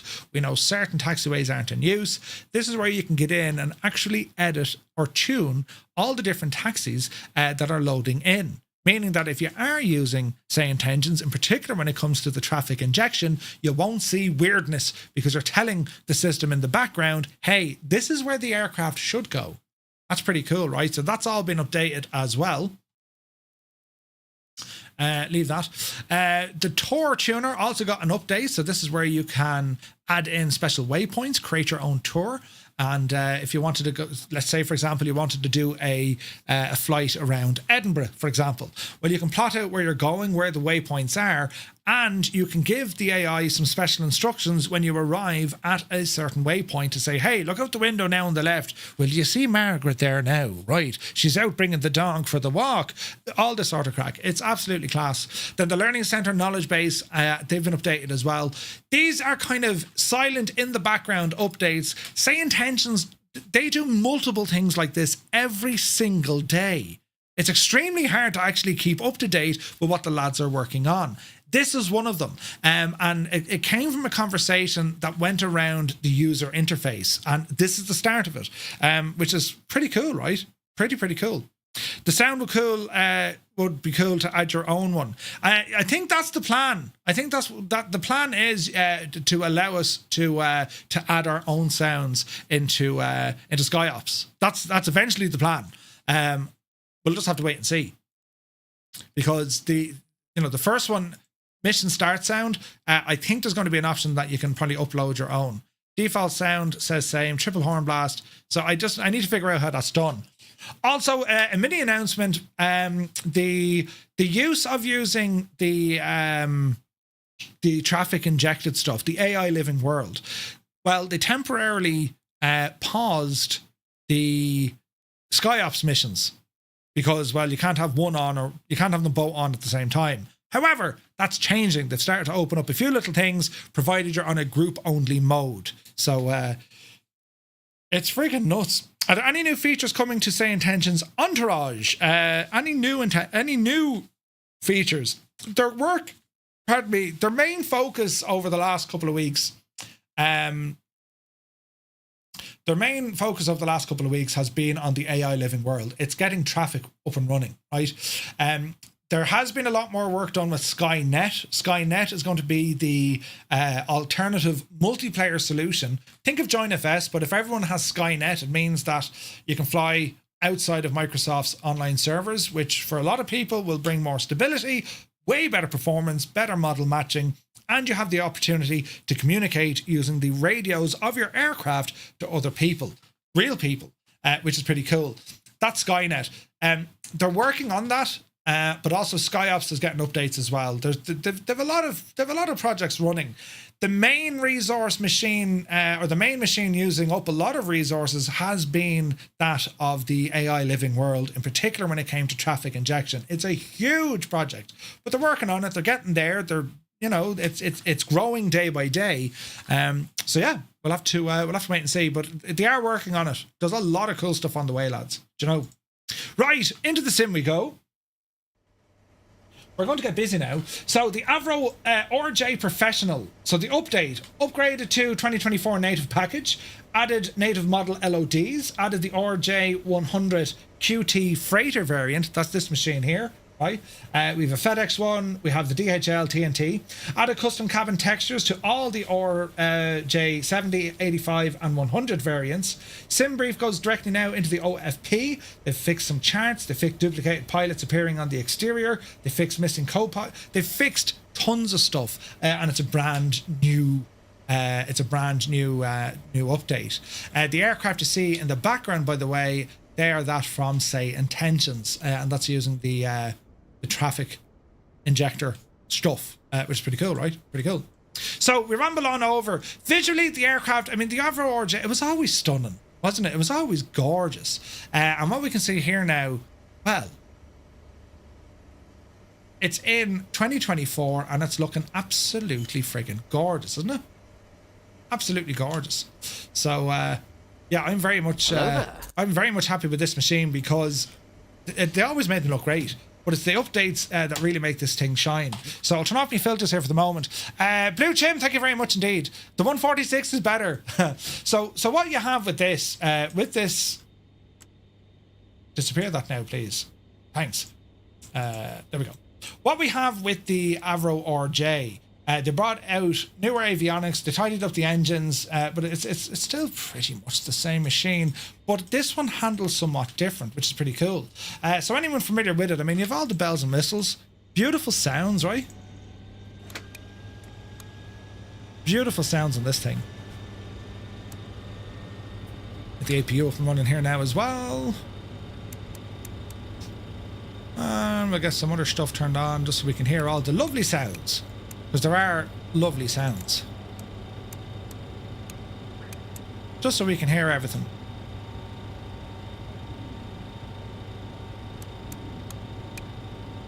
APU gen is on. APU is warming up.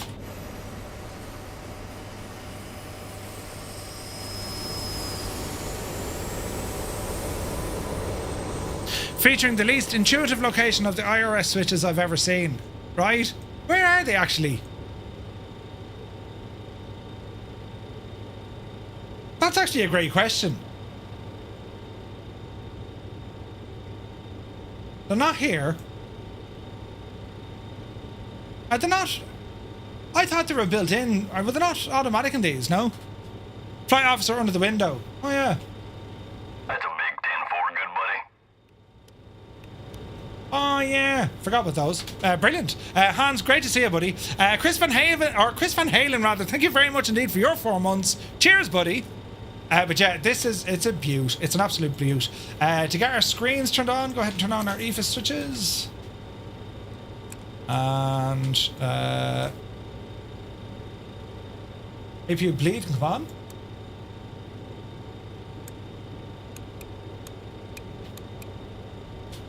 Gens are on. Shouldn't we have life in these?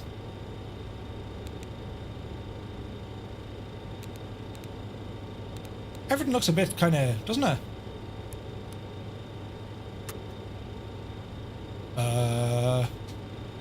It's like an electrical switch. They're on, they're on. Avionics, Murphy. I'll do it. There you go now. So avionics then coming on board. And what's awesome about, I need to update my nav data. What's awesome about this is, lads, right? Yeah, we have all our options in here. Your passengers, fuel can be added in, loading, unloading, its own pushback. Failures are also here as well, right? And we have all our different options here for state saving, adding in some different model stuff as well. You can actually drag in your official flight plan directly. You can reload it and then it adds it in and it'll pop it into the sim for you. Chart access is also here. So again, you can go in. Just be careful. They don't have... I don't think there's a way that when you start typing with your keyboard, don't do that. It doesn't work. But you get the idea. Access to your Navigraph charts. Navigraph subscription is needed. The notes page, you can put in stuff in here if you wanted to use a pen or even a brush. We can say hoi. And what else can we do? Checklists are there, top of descent, and we have additional settings in here. It's a solid airplane. It really is. It's an awesome, awesome machine. And as you can see from the visuals outside and the sounds, Just Flight have absolutely hit a home run on this. The RJ and also the 146, they're just incredibly detailed aircraft. And what I love about them, they are so different. These are so different than your run-of-the-mill Boeing or Airbus aircraft, and it gives them a real challenge, you know, a real challenge. Ross Code, it's good to see you.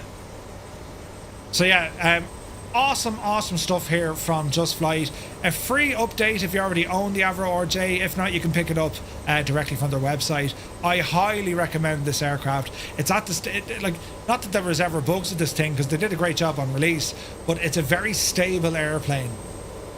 And again, like if there was something that you really wanted to get your teeth into, something to learn, or something just, you know, you wanted to master, to bring it on cargo flights late at night, it's awesome. It's absolutely awesome. And like, look at those engines. I mean, it's a baby's jumbo. Do you know what I mean? Jumbolino. Also featuring a purely decorative VNAV button as per the real plane. Yeah, 100%. It's awesome. It's an incredible airplane. It's tricky to master, right? It's approachable to jump in and mess around with it, but this is a tricky plane to master.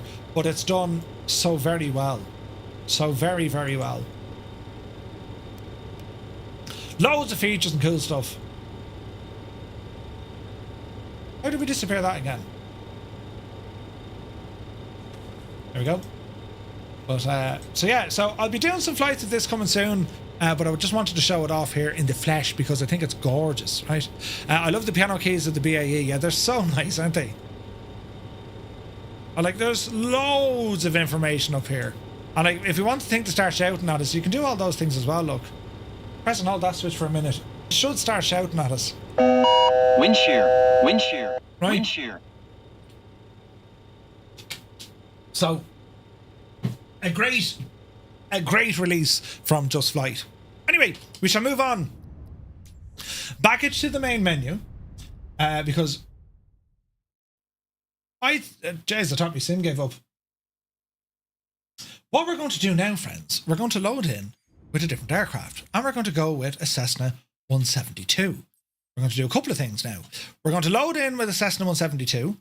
We're going to ramble down here to Kerry Airport, just down the road from Shannon, because I want to go and showcase the new sounds from Echo 19. This is going to be released soon, so we'll dive in and have a now listen. But not only are we going to check out the sounds of this aircraft, we're also going to go playing with Rex Atmos. We'll do the whole lot here together, all at the same time. However, let's give this a few moments to load in, and let's see what happens. This is a custom livery that Echo 19 is going to release with the sound set, right? And it's important to note what we see here, lads. This is not the this is not the final version of it. This is an aircraft development in terms of the sounds and systems. Yeah, very much still in development. So if you see or hear anything that's a little bit weird or wonderful, well, don't worry, it's not released yet. It's still being worked on. But the livery that's included, I just love it. Right, so it's the default Asobo 172, but it's received a brand new sound set, and the livery is stunning with the texture work and all that. Incredible stuff, right? And this is all thanks to Echo 19. So it's for the default Cessna 172. So don't worry about that. All right. But what we're going to do, this is all about the sounds. Let's sit inside the cockpit here for the moment.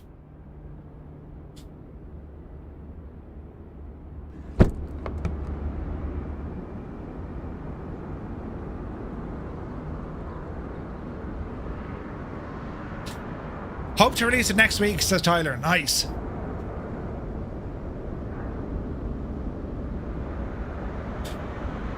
Oh, I better remove all my before flight. Depending on the wind and the weather, you'll hear... hang on, you have to hear it to believe. Hello there. Hang on a second now. We're going to... That's the wrong button. We'll go in here. Franco for flying. Good to see you, Franco.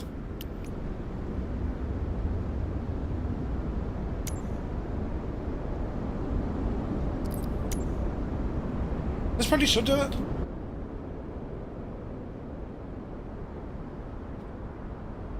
You'll actually hear the flags, the tied out. You'll hear stuff. You're like, wait, is that in the plane? Right? It's absolutely class. Creaks are louder when you're in the wind as well. Yeah. Right. We'll remove all the before flight stuff because we're going to get this aircraft up and running, right? Remove.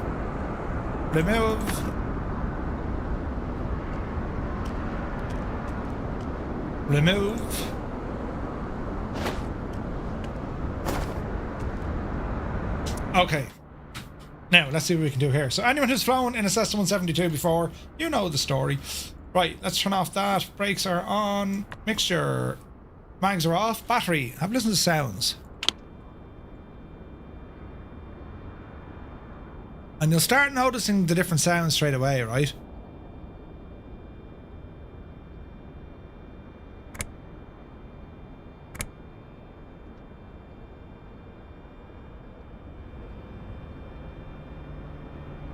Gyro spinning.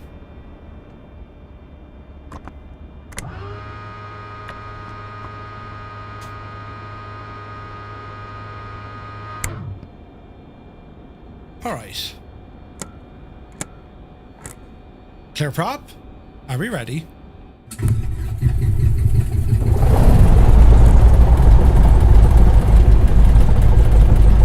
Did you hear that?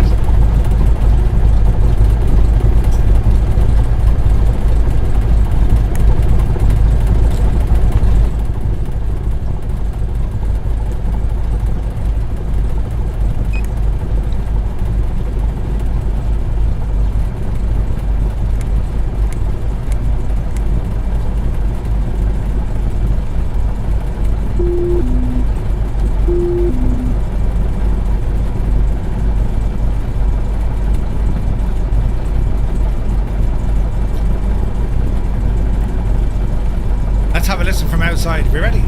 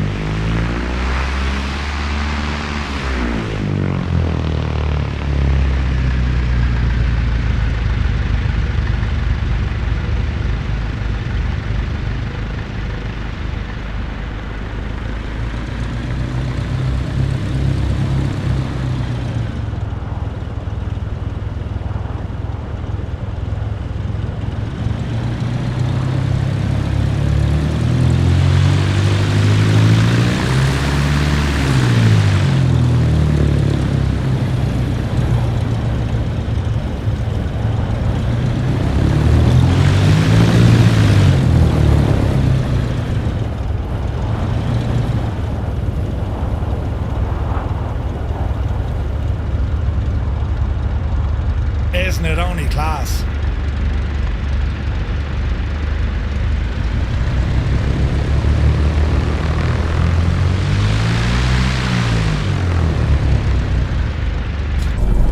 Right, so what we'll do, we'll take it out for a quick jaunt.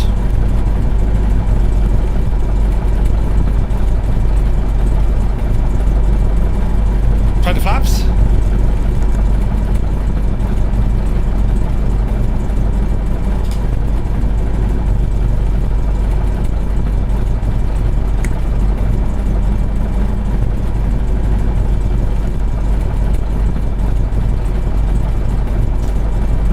Off the brakes.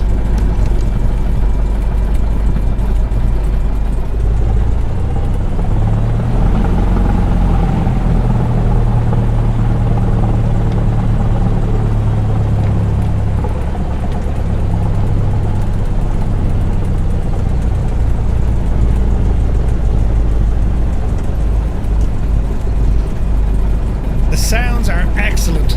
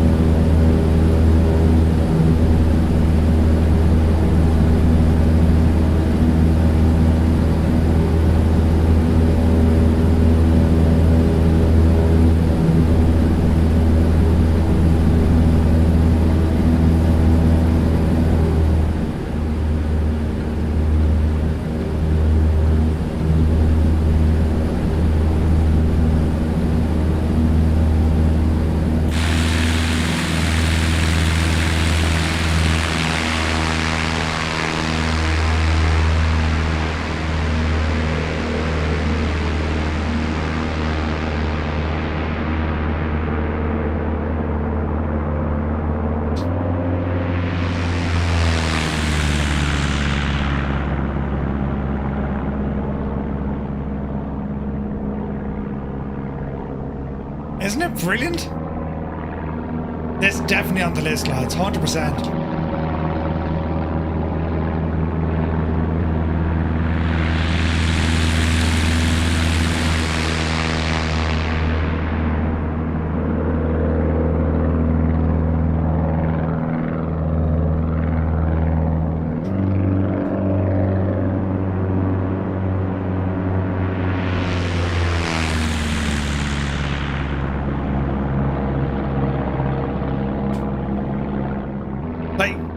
This is where sounds absolutely transform your sim experience. Crazy stuff, right? So we'll play around here for a minute.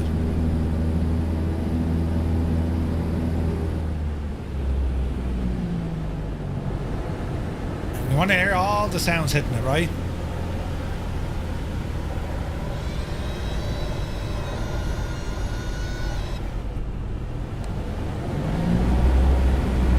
Like, it's so immersive. It's amazing what sounds can do to a plane. Because like the 172, I mean, it was never this open one, like it was never magical, like, you know what I mean? The sounds.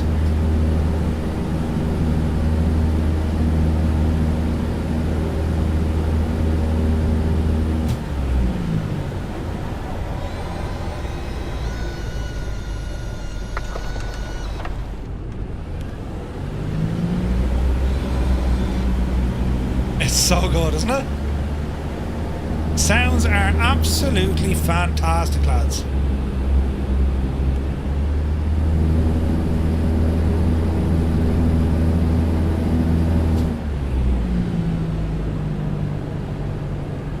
Oh, Energizer, 100%, man.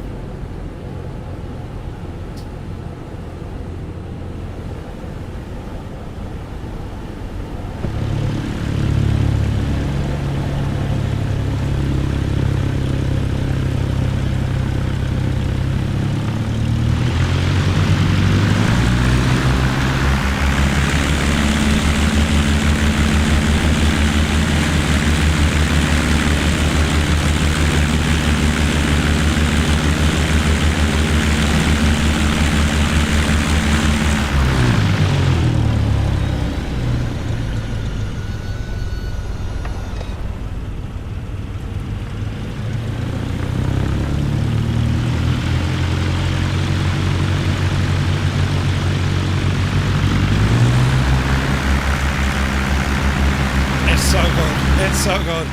Tyler has over 180 hours personally flying these. No way, man. Why does this all sound like a tiny man trying to play bagpipes? That's how stall horns sound. You don't get the mad, loud, friggin' blast going off in your ear. And like the stall horn, it reacts to the wind speed. So watch. When we start hitting a stall here, we go powered on, right?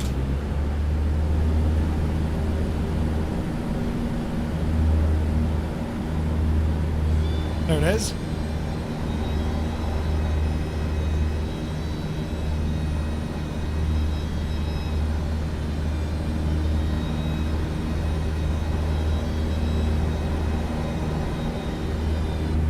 That's how they work. Dreamy, sleepy, nighty, snoozy, snooze. That's what you hear in the real plane, lads. So as we just hit the stall, you'll hear it. Full stall. Drop the wing. Straighten her up. It's done so well. It's done so well. Friday, good to see you, buddy. And even to listen to the drag sounds, right, with wind. Flaps coming down. Flaps are down.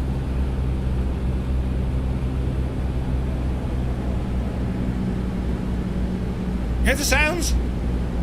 Flaps in.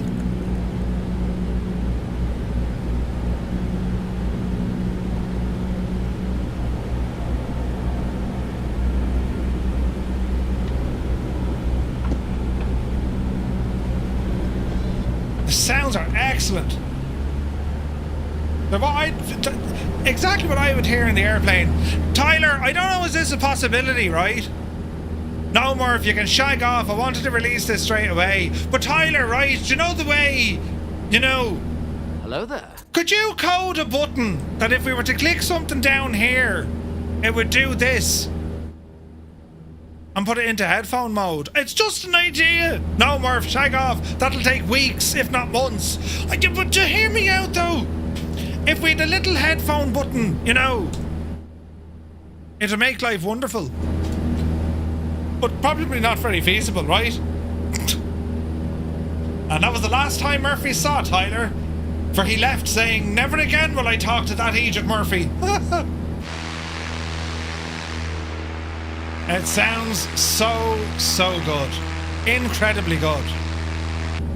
You can. You've done it. Oh, not in this build. Ah, you genius! Oh wait, you have to hit the aux. Hang on. Noise suppression on. Oh, the man's a freaking genius, lads. And it's only engine sounds.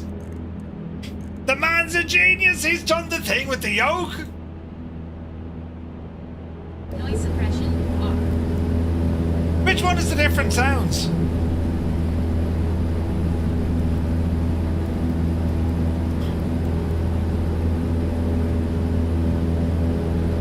Try to stall? Noise suppression on.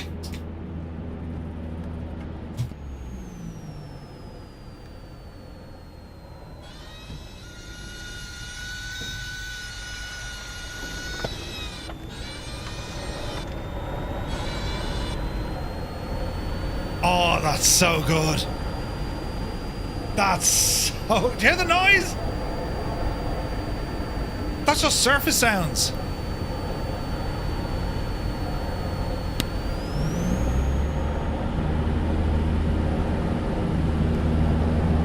The gyro is the marker switch. Gotcha. Oh man alive, that's brilliant. The whistle makes it, yeah. That whistle.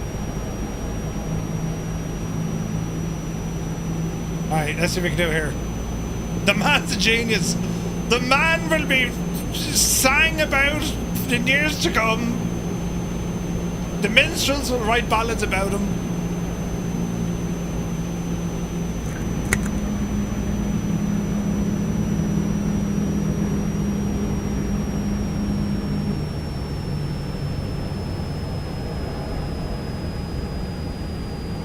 That sound is perfect.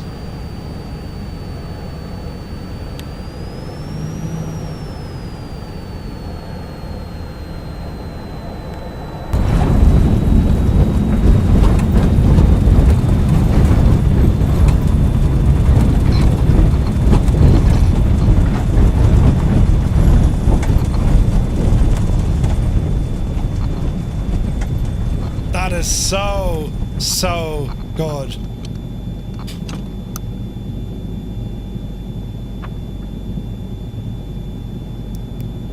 Noise suppression off.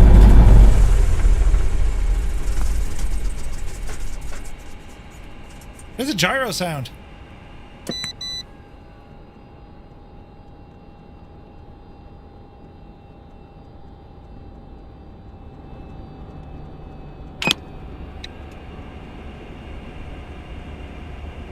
What's it like from the outside?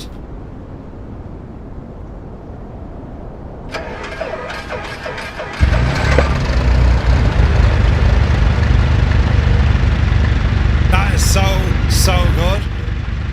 Ah, lads, what a way to go. Echo 19, what a way to go. Noise suppression on.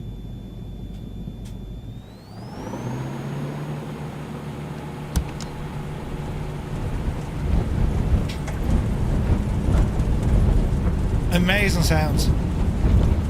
Yeah, Energizer 100%.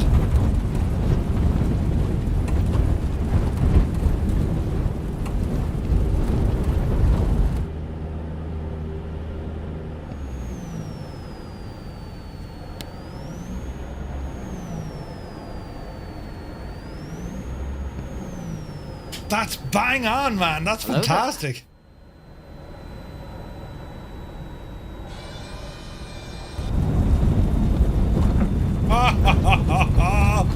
That's so good, isn't it?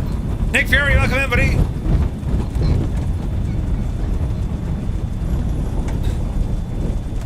Noise suppression off. Noise suppression on. Echo 19, man. This is amazing. I love it.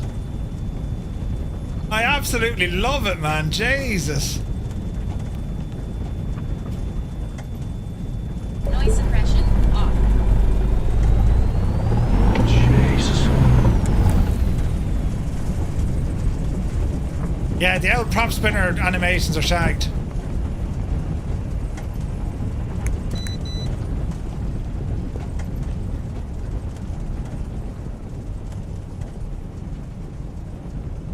Isn't that very good?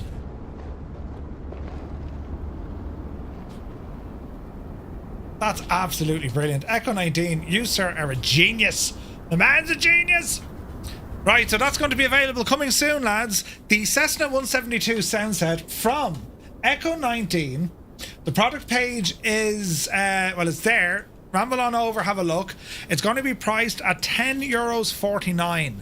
Jesus, what a way to transform your simulator. And he's also including 2 gorgeous liveries. Maybe 3, but it's definitely 2. Look, US Air Force Academy, and also this one here called Ruby. Beautiful. Absolutely beautiful. It's a damn bargain, is right. Turn your radio to 121. Hang on.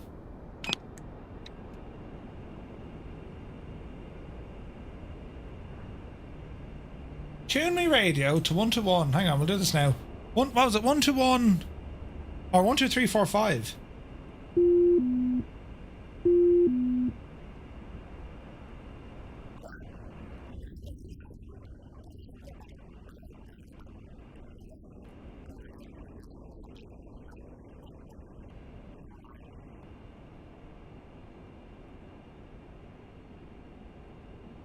That's freaking nuts. What was the other one? 1215?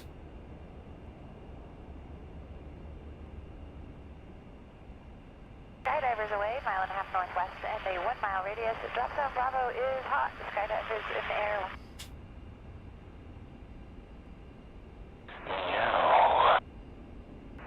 Hey man, you're on guard, man.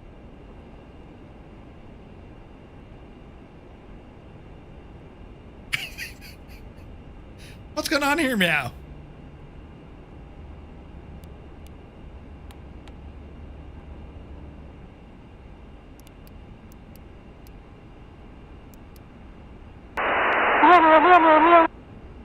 Come on, y'all, be professional.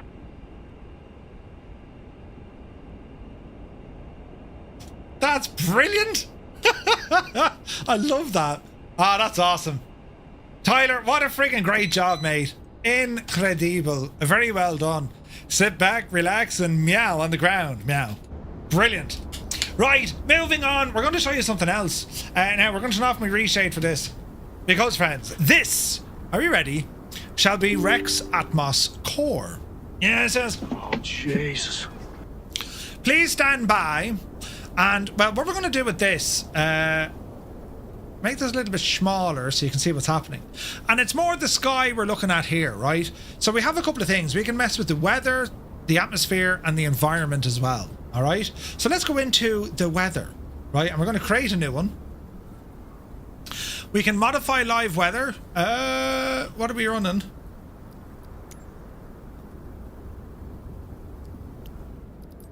Let's modify the live weather, right? Jesus, the one time Murphy goes in Ireland, the weather's actually all right. Bloody hell, Nora. Right, something like that. Are we happy enough? Oh, cheers, Craig. Good man. Modify live weather. Are we ready? So, weather impact scale. Now, this is where the thing gets absolutely nuts, because and we can change what mode we wanted to impact the weather scale as well. So you totally increase things, multiply it and all the jazz, right? Special weather. If we want to add in fog,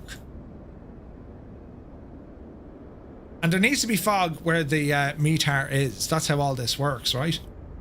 Bring this window up. Enable a cirrus layer. So if we have a look at the very, very top, see that lovely big blue? Check this out. 10,000. Too much. Look at that, look. Isn't that absolutely stunning? And we're editing live weather. Pretty cool. What about the cloud enhancement? Well, cloud enhancement, anything from the lighting to the detailing. Although I'm seeing shag all over difference there. Cloud luminance. Buoyancy factor is weird. Look what this does. Do you ever see clouds like this? Like, you know, it's called, the phenomena is buoyancy. You usually see it at high altitude, or where you have high pressure meeting low pressure, and at mountains, but the clouds kind of move and stuff. Not mad, isn't it? See me clouds moving. There's the luminosity. See the way we're able to make them brighter or darker? Just to give it a little bit more detailed, right? And that's just what we do with live weather. Now we can reset it all back to the way it was, right? What about the atmosphere? Well, atmospheric depth. This is where it gets nuts. So I want you to have a look at just where the horizon is, right?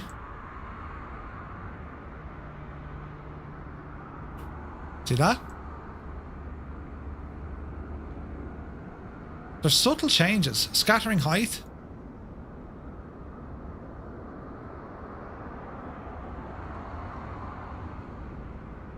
Reset them. Enable our... Well, we can go either or with any colour, but keep the sliders all together. Look how you can dramatically change the environment. FPS.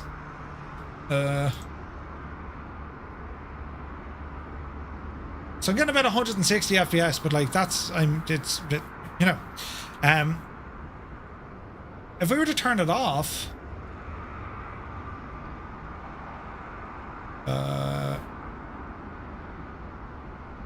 reset everything. Reset all.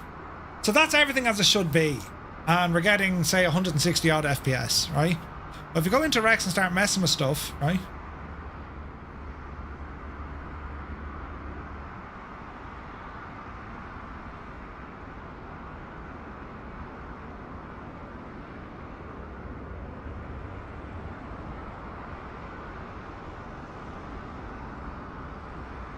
Particle absorption, that's friggin' nuts.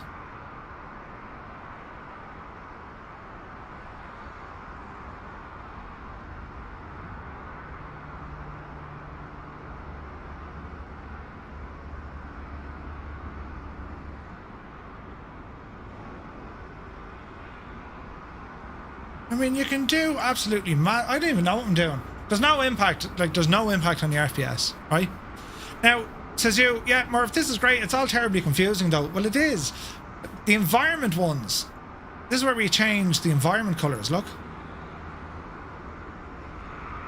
Now, bearing in mind, I'm not running me reshade, right? So, you know the way by default the sim always had this kind of a weird... Just a weird kind of washed out or maybe too vibrant or whatever, right? So there's the default sim. Slow my cameras down. And let's have a look at what we can do now, right? So let's just say, well, I want to take that kind of yellowy out of it. Let's just bring in the blues a bit. And why are the blues doing that? Why are the blues making it yellow? There we go.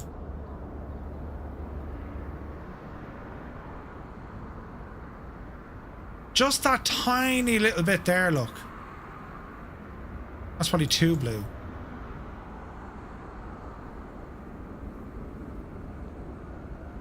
Right?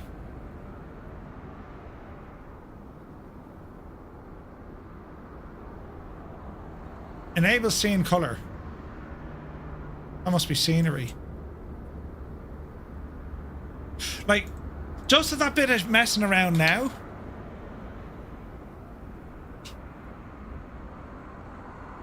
That's not bad. It's a little bit off. It's a bit too kind of vibrant, isn't it? Just a little bit. But you get the idea of what you can do with Rex Atmos. And then you can save all these presets as well, right? So we can reset the whole lot. And if we go back to home, we have all these other ones. So here's the Gib realistic environment. Goosh. Force that in. And there's other ones that we can grab. So this is this fella Gibbs realistic environment. Now I think that's a little bit too bright for my lighting, right? It's just a little bit too bright. But in terms of the FPS hit, there's nothing. Like there is nothing, right? So I think that's a little bit kind of washed out a bit, right? However, it changed the time of day. This is where the thing absolutely starts singing, because it becomes absolutely savage.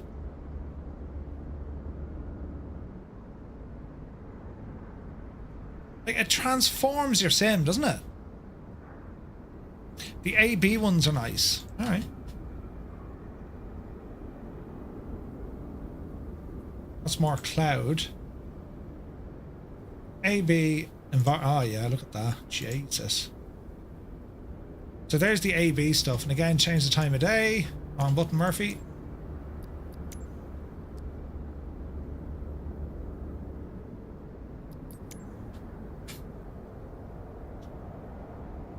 Pretty good, right? Now, the only thing is, like what I'll say about Rex Atmos, yes, you can tinker with it and you could get absolutely just a very realistic photo kind of look, right? And that's quite good, right? I mean, what we're looking at here versus the default, that's very, very good. I still think Reshade has given me better control over the way I want the lighting and whatnot to be. And if you're absolutely pure mad, well, you can use this in conjunction with your reshade. Now that's probably darkened it out a little bit, but you get the idea, right? It can make scenes look incredibly realistic. Incredibly realistic. Do you know? So with reshade off with Rex Atmos, right? Or, we turn off. Hey man, you're on guard, man. That shouldn't be working with my radios turned off.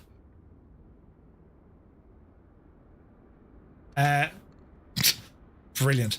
If we turn this off completely, right? That's the default sim. And then that's using my meow. That's using my reshade. Now my reshade is making it too dark because I was messing with stuff earlier on, so it's completely shagged the color tones that I have, right? But in general, what the reshade colors I use, where is this now? That's probably a bit better. With the reshade stuff that I use, I think it makes the most realistic view, in my opinion, right? So this is the default sim with no filters, nothing running from Rex, right? And if we ask Rex to give us its best impression, we set all that home. We're looking for we're looking for this stuff. So the atmosphere, right? So that's what Rex can provide, which is nice. Look, don't get me wrong, that's nice colors. Reset that versus reshade. I think for me it's reshade. But if you don't like using reshade, well then Rex Atmos is the one to use. And as they say, they're actually using the Sim's own rendering engine to tweak things around. And it is pretty cool, as I say. Like, I mean, we can create our own mad weather, like anything, right? Absolutely anything. So again, turn off reshade. We'll go back into X Enviro, or X, do you hear me? X Enviro into Rex. We're going to create a weather set. Let's use custom weather. General weather conditions, enable high cloud generation. So conditions will be a hurricane. No, stormy. Let's go with stormy. Heavy precipitation. Now, why isn't this working? Is it because I have it on? I'm able to save this as a preset. Balls. Save it as a preset. Right. Snow coverage. Or we can go to the simple one. So loads of clouds. Mid clouds, high clouds, precip, and then surface. Okay, so that's your wind. And then special. Visual cloud enhancement, soft clouds, enable lightning storm. Right. Low clouds, mid clouds, then high clouds.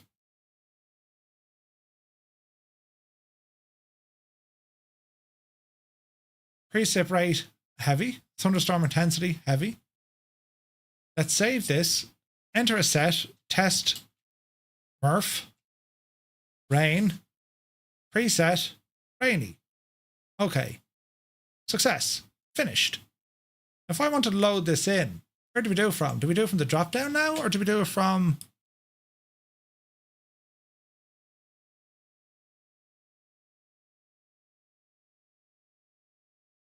Oh, we do it from Rex.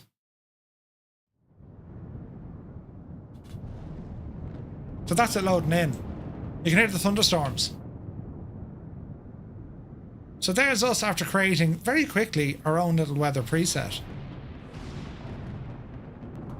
Isn't it mad what you can do? Let's go in and tinker with it a little bit more. We should be able to do this live. So if we were to edit this one,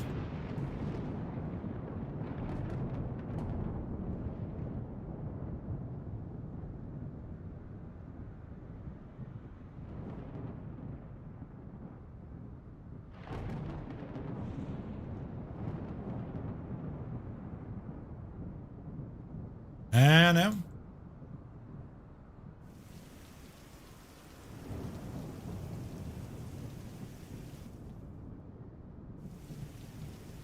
Let's just get this right.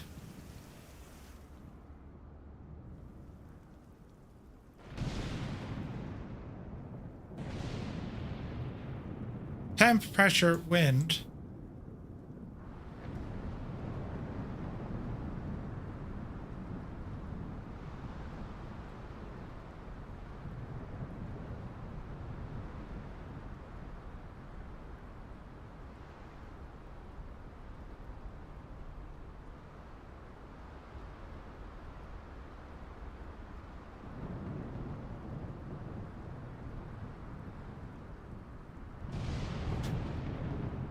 Now you can kind of make a very, very interesting scene. Look.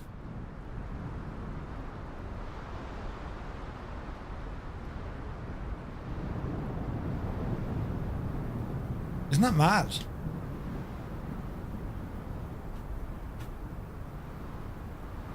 We changed the time of day just to give it that extra bit of, you know what I'm saying?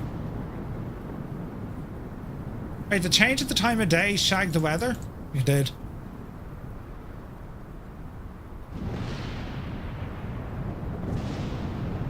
Please stand by.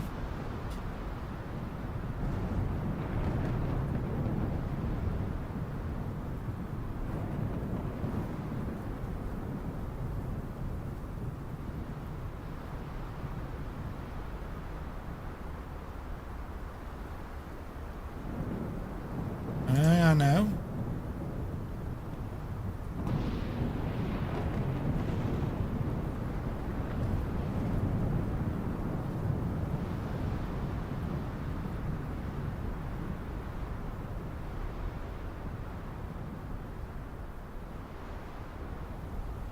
Too much.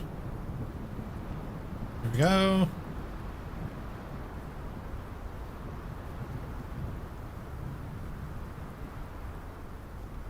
Jays, you'll be playing with this till the cows come home. There we go. Look at that look. There's a preset to get rid of that sepia look.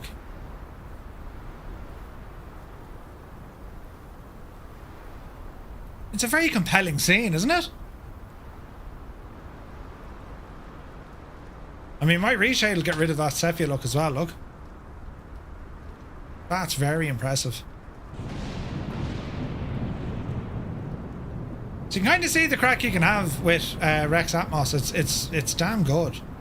Like, we can get in and change the environment here ourselves quickly, look. That's the weather, so let's have a look at this now. So atmospheric, jeez, is too much Murph. So 100. 125 try. Global scene illumination. It's better. Light tuning. Phase function. Yes. Particle absorption.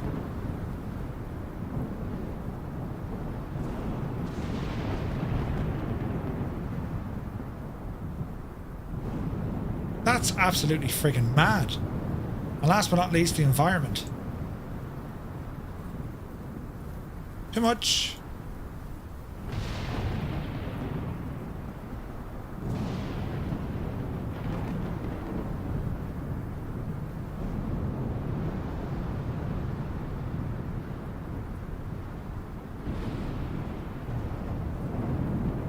Okay, so they're small enough.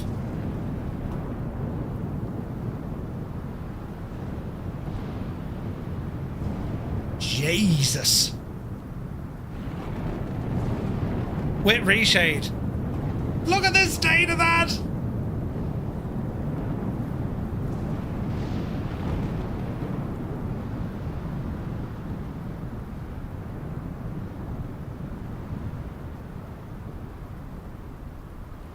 Tie down the aircraft, go back to the hangar, right? Isn't it very powerful what you can do? Jesus.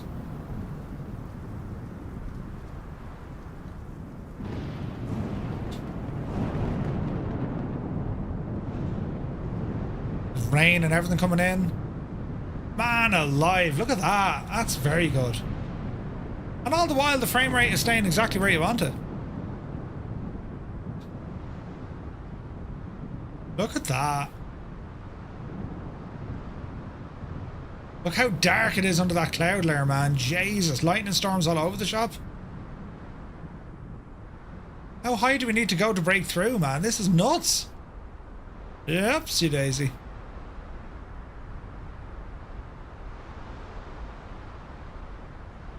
Look at that. Jesus.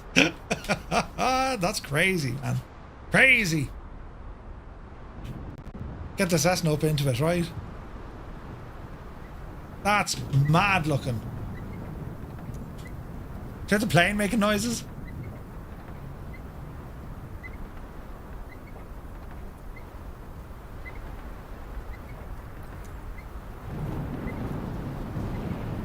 That's absolutely nuts.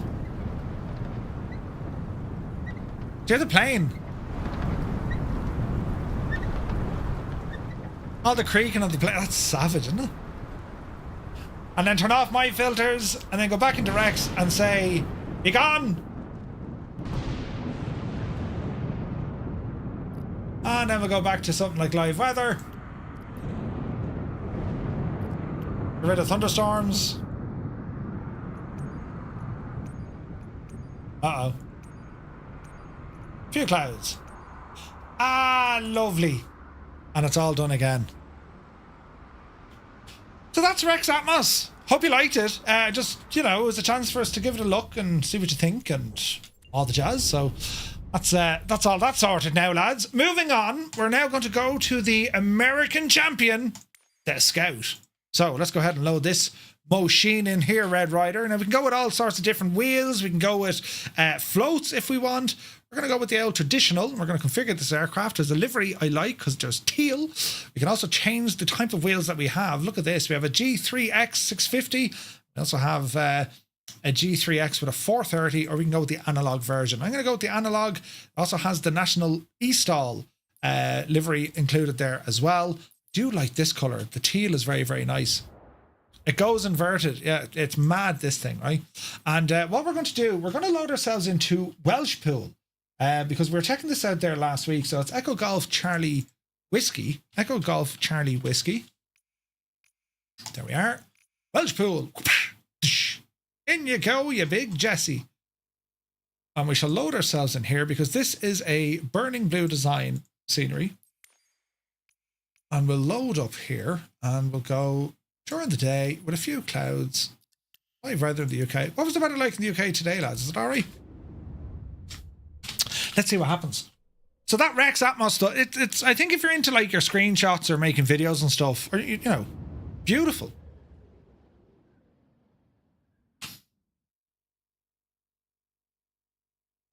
Get my filters on. they're needed. Right, sim is loading in. Give it a few moments. It's thinking about it. It's thought about it. Now, there is one thing I'll say, right? When it comes to using those filters, notice now how it's somewhat shagged my natural colours of the sim. Everything seems like that little bit kind of washed out and bright again, doesn't it? Stupid thing.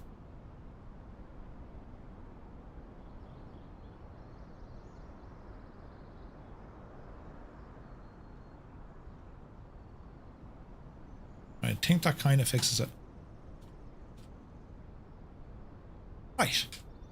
So we're going to check out this machine. While we're here, lads, very quick look at Welshpool. We did look at the video of this last week. Practically Geek put out an absolutely awesome video. Why can it be settings here for a second? ×3, yeah, that's okay. But it's the detail that goes on in here. Ah, he's famous! There's a Practically Geek t-shirt there. Look, there he is, the man himself. Brilliant. Come here, hey. They have Skodas here as well. I distinctly asked Mike and Adam to put a Skoda into the scenery, and they were like, Murph, what are you talking about? I says, listen, if you want your sceneries to do well, put a Skoda in them. And don't ask any more questions. If I don't see a Skoda here now, lads, I'm going to be terribly upset. Be gob then. It's not looking... There's plenty of Audis. Oh, wait. Oh, wait. Oh, wait. Ah, lads. Ah, brilliant! Fan-friggin'-the-tastic Skodas. Now, there's only... what's better than one Skoda? Two Skodas. Right, we're not high up enough in the list yet. They put a Skoda in. I love it. And you know what's brilliant? I do sometimes ring these numbers. You know. Wizard Helicopters. Hello, yes, I was wondering. Would you have a price for a scenic tour? Wasn't that a Skoda Yeti in blue? Skoda Yeti? Huh? Is it? That doesn't look like a Skoda. No, I don't think so. That's like a Peugeot or something. Or as our friends in England like to call them, a Peugeot. The Peugeot.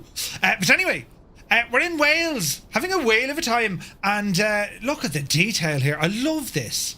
And of course, with Burning Blue design, what they'll do, the hangar doors will open and close depending on the time of the day. The static aircraft are the static aircraft that live and reside at the airport, and it's the detailing, lads. It's absolutely brilliant. I love what Burning Blue design do, because they just... all the airports you see, they're always the high-end commercial stuff. What they managed to do here is just give you a chance to go and explore real nice, relatively small general aviation airports, and it's classed. Ooh, look at the machine they have in the hangar, look. Now that's a barn find, isn't it? It's a tiger moth, I'd say, is it? It's a pretty little plane. What's this say?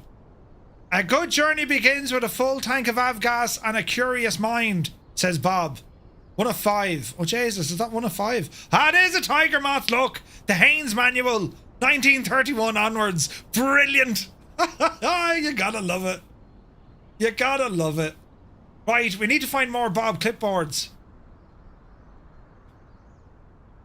Hello? No. Right, we need to find more clipboards from Bob. You know? No. I was getting excited there and I didn't need to. I wonder, do they actually have 5? Except when you're flying a jet, right? Easy now. What's in here? Airport reception, the flying school. The fuel stop cafe is down here on the right. Oh, brilliant. Wizard helicopters. Harry Potter? Wait now. Anyone dare see a clipboard? Oh, there's a clipboard! I found another one! Brilliant! You've followed in Bob's footsteps. His legendary fuels every flight from the airfield. Enjoy your reward. Now, hang on. We got to number 5. I went wrong. Is it on his phone? Mate, you're looking at a phone that has nothing on it. Oh, hang on. That was 1 of 5. This is brilliant. I won't find them all now. I'll let you guys go and look for them. You know what I mean? But I reckon they're just hanging around. Back at the generator now. No. Oh, hang on. Did Bob go this way? I'd say Bob drives a Skoda. No, he didn't leave a clipboard there. And to our deck. No. Jeez, the detailing that they do, isn't it? Only savage, isn't it?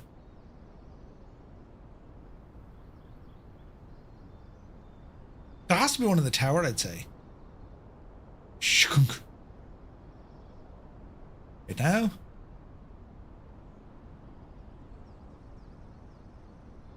There's a man looking.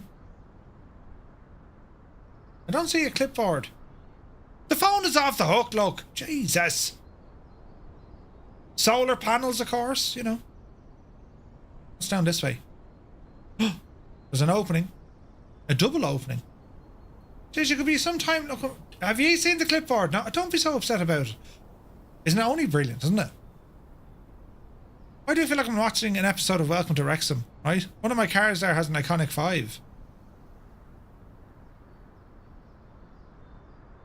Jeez, the detail, lads, isn't it savage?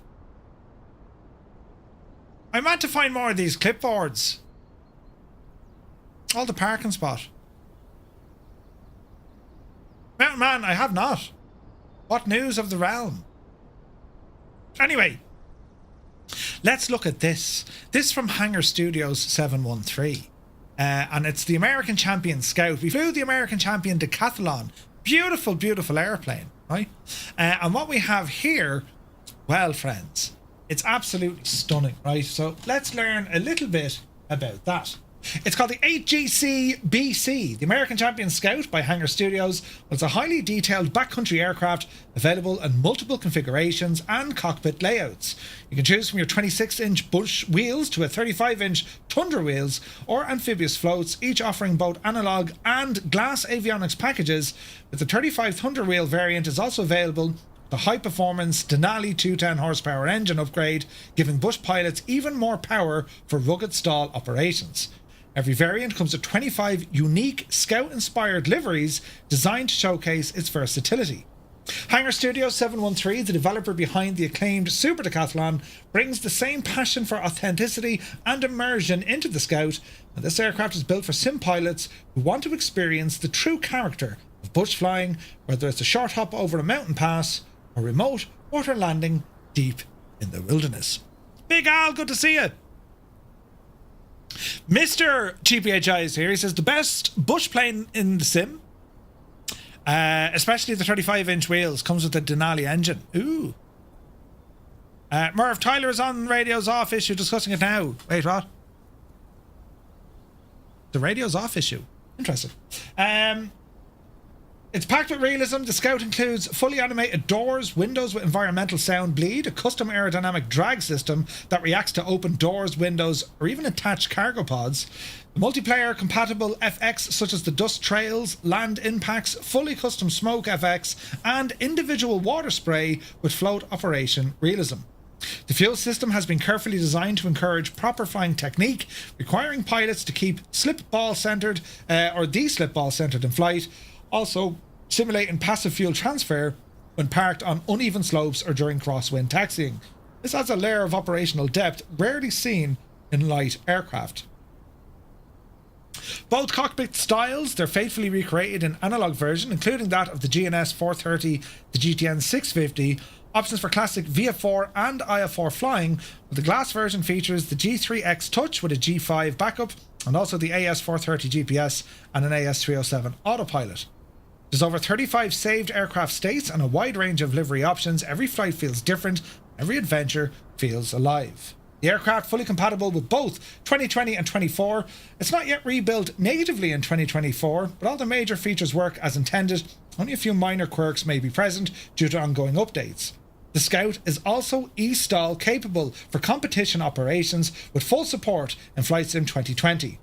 Looking ahead, a FlightSim 24, as it becomes the standard platform, the Scout is already prepared for the next phase of development to ensure these operations remain fully supported.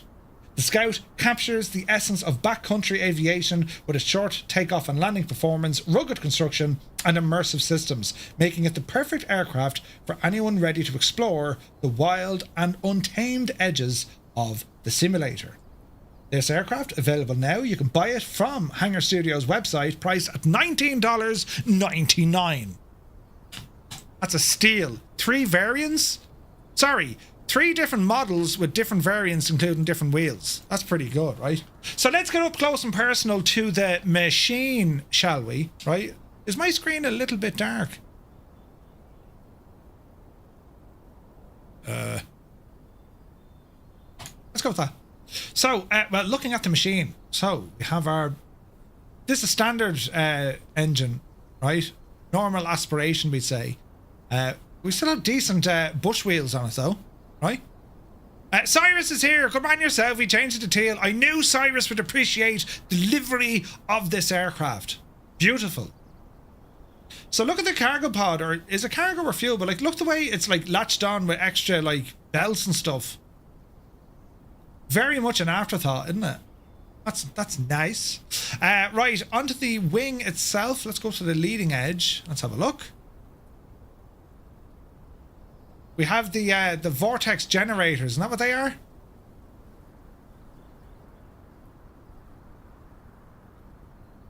Isn't that what they are? Vortex generators? There you go, leading edge. There's 2 pink liveries too, just saying.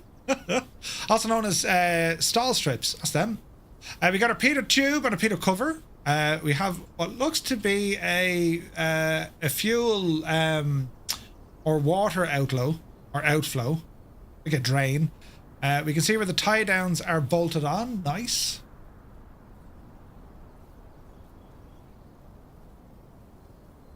Nav lights on the side. Bit of flickering there, but that could be frame gen. It's a very nice looking machine. It's very similar to the Decathlon, isn't it? That's interesting. See the way they're all interconnected.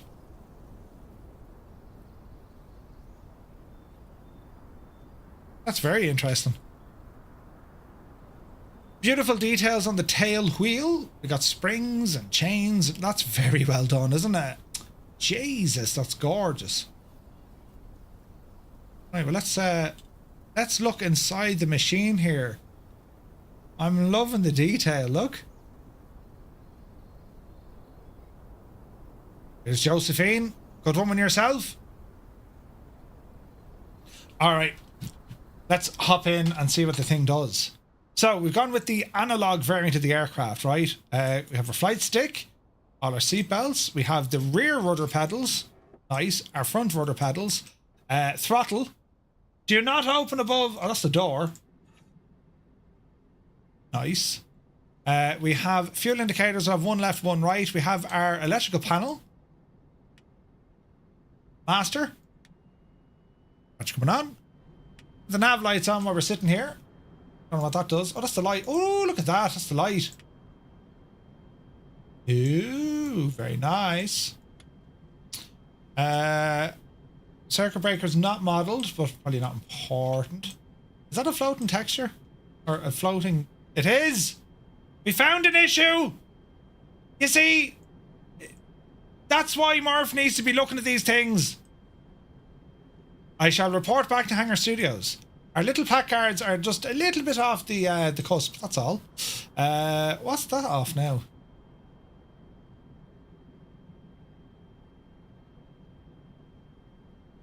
Is that a door hinge?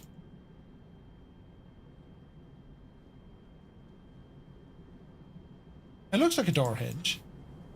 It is the door hinge, look at that. Nice. Right, we better remove before flight. I think he knows about that already. Sweet. Okie dokie, tie downs. Or I have a feeling we can't do this natively in 24. Wouldn't I be right in saying that? Yes, I would. Yeah, big Agent Murphy. Right, well, if I was Hangar Studios, I'd hide a little EFB, or he did. Right. Cargo pod, cargo net, Peter cover tie downs, GPS swap. Oh, look at that. Co-pilot, cargo pod, or the pilot. Ah! Right. Put that back there now as a good man. Close the door. Keep the window open. Now, let's have a look. We have a prop. Fuel pump. Mixture. Throttle. Do we need anything else up here? Mags. Oh wait, hang on. Are they smoke generators or ignition? Ignition. Alright, let's see what happens here. Clear prop!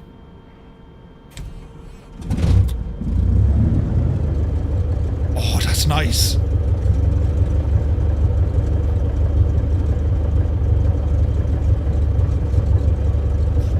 There's a checklist under the dash.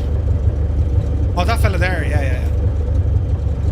Smoke generator on the right hand side. Fuel pump off. Mixture's already oh, that's a beautiful sound, isn't it?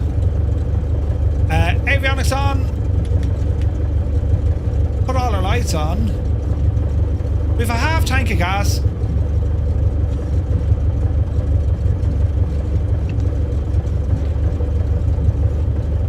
No changes to the audio with the doors opening.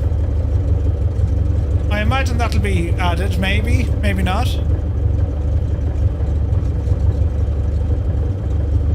Alright, let's see what happens off the brakes. Oh yes. Oh yes. Sounds lovely. Let's check it out from outside, lads. Oh, it sounds gorgeous.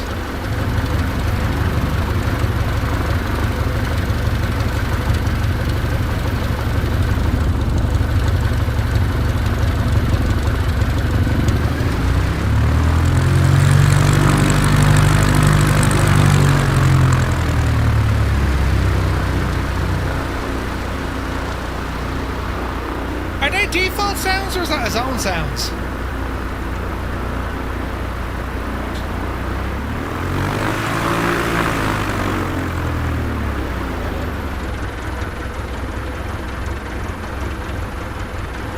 They sound familiar.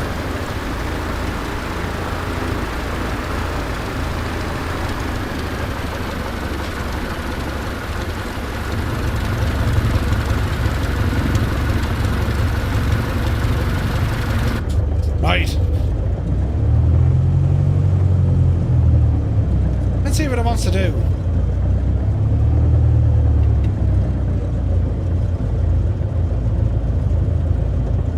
Okay, we got a notch of flaps. Let's go flying. Whoa! And just like that, we're airborne. Whoa! That's awesome. James, look at the speed.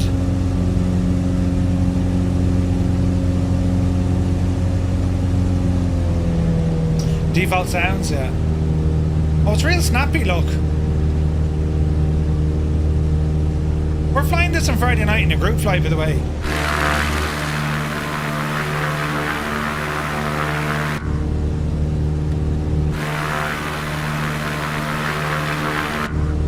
Nice. It rolls great, loops are bad. Let's see what we can do.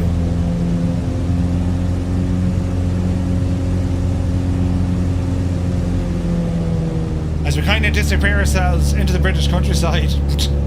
Nothing to fear here at all, lads. Yeah, nothing wrong at all.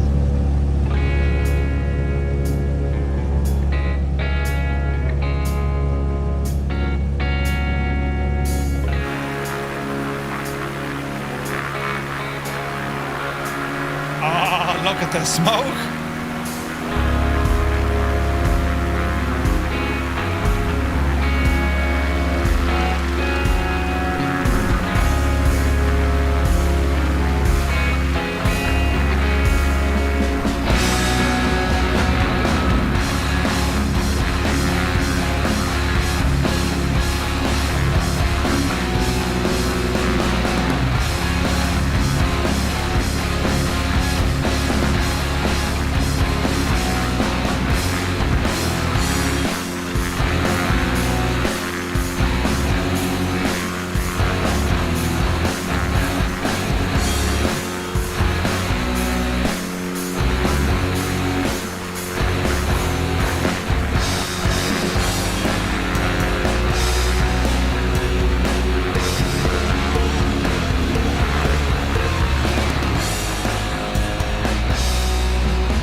The engine cuts out. Nice.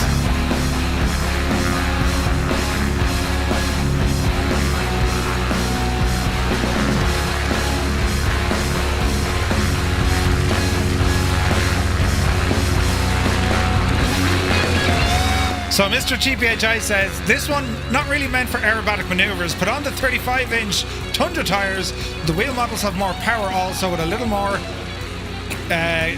capabilities of doing a few things. Nice. Sound advice.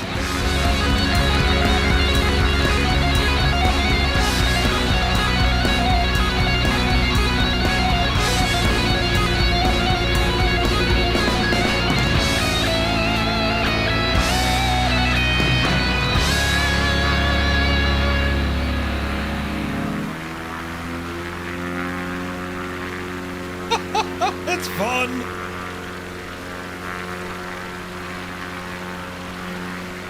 She cuts out inverted. Which would be right. The fuel tanks are gravity fed. Hangar Studios is in the chat. Welcome in, man. Congratulations on this thing. It's gorgeous.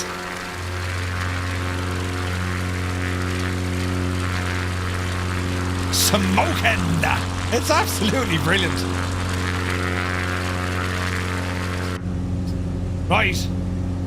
So in terms of throwing it around the place, you can absolutely throw it around the place, right? Let's just bring it into like a Sunday cruise kind of a setup, are we? Easy. Something like that.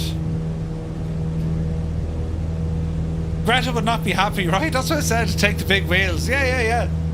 It's real pretty.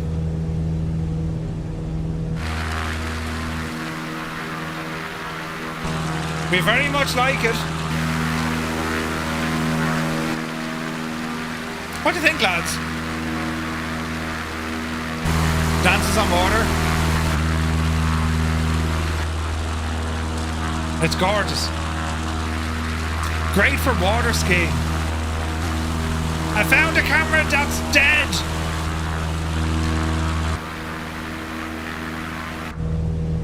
It's stunning. A couple of placards, I think, and the sounds if you open a window. Now hang on. Don't operate above 130. What'll happen?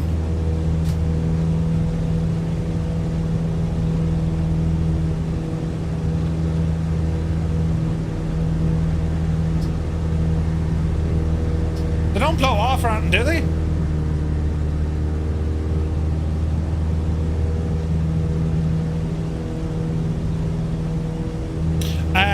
I was doing something like that this morning with the Osprey. It didn't work out well in the end. Oh no. So much fun in the snow as well. Oh yeah. In fact,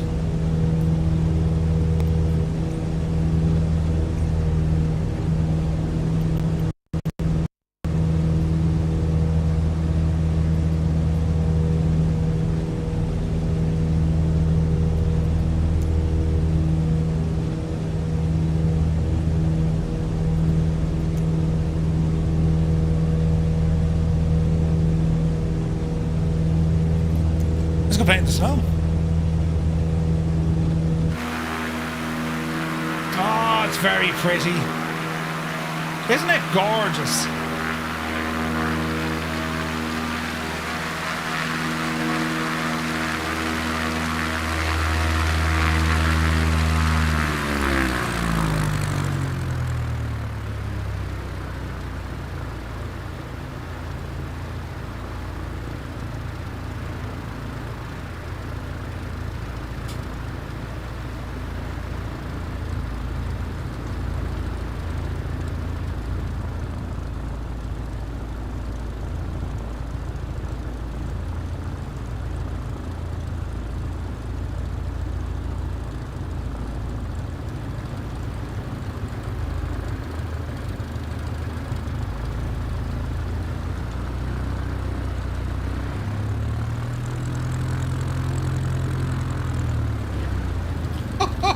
Look at that.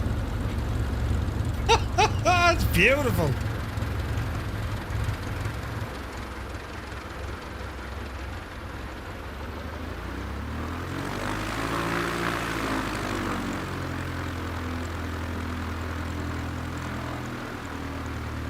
That's so cool, isn't it?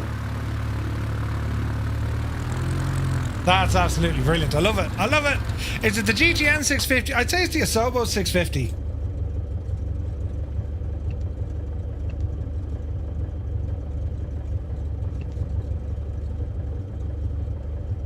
No, it's the PMS 650. Interesting.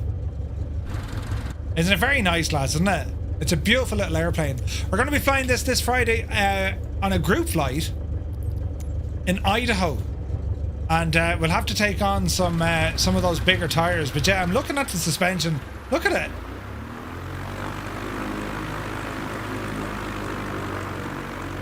It's so unique. Like the suspension is built to be like just a giant spring, isn't it? It's one giant spring.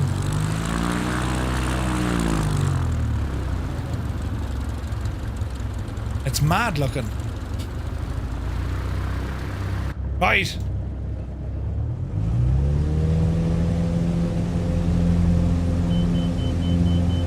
Hold it.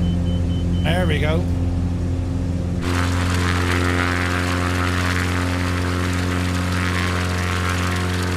Very, very, very pretty indeed.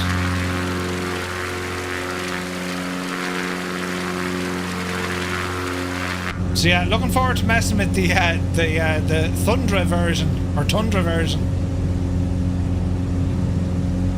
The roll rate is phenomenal, and when you skip the wheels in the water too, yeah, very, very nice. Hangar Studios, you've done an absolute cracker here again, buddy. And guys, as I said, this is available right now. You can pick it up for just $20 over on the Hangar Studio 713 website. Absolutely brilliant. You're going to have a load of fun with it. And as I said, we're going to be flying this on Friday night for our group flight. So, yeah, very, very well done. Very, very well done.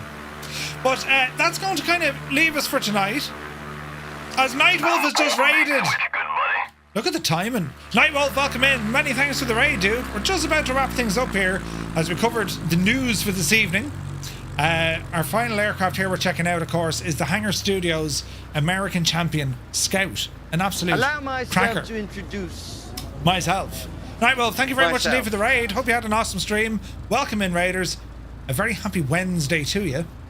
And we're back tomorrow at 10:00 Zulu. 11 o'clock local. Going to fly the Starship in FlightSim 24. And then tomorrow night, of course, we have our VATSim Thursday flight. We're going to be flying from New Orleans down to Orlando, Florida. And then on Friday night, we're taking this machine out again for a trip in the Idaho back country. It's going to be, well, it's going to be fun. We shall have a blast. It's a group flight. Everyone's invited. And we're going to be flying this machine and seeing what sort of trouble it can get us into, but also get us out of. Oh, it's beautiful.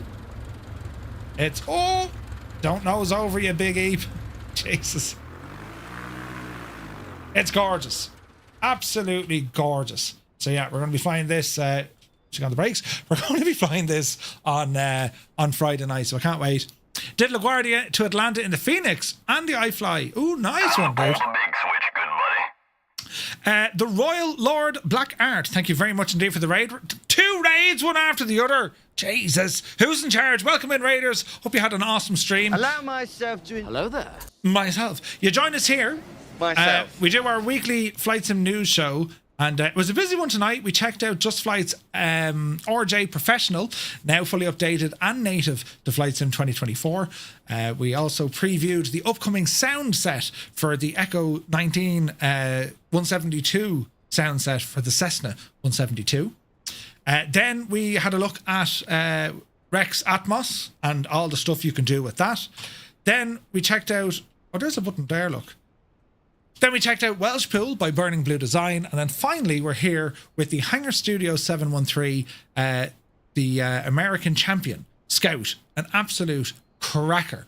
So thank you all so very much indeed for the raids, lads. It's the time of the day. We finish up around this time, but we'll bring the raid on to another streamer. So yeah, make sure you pick up this aircraft, lads. For $20, it's a cracker. It's just fun to fly.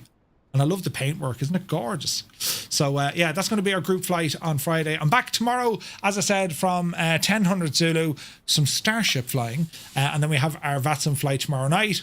And then we have our group flight then on Friday. So, have a lovely rest of your evening. Thank you all so very, very much indeed for tuning in. And for all the raids, welcome in, guys. Hope you had an awesome stream. And thank you very, very much indeed for bringing your folks over. And yeah, we'll see you tomorrow at 1000 Zulu. Until then, take it easy.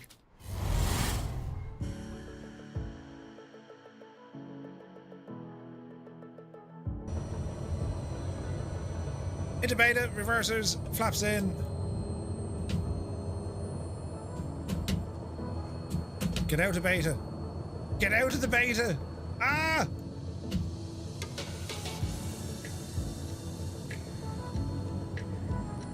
That's weird. The throttle doesn't move.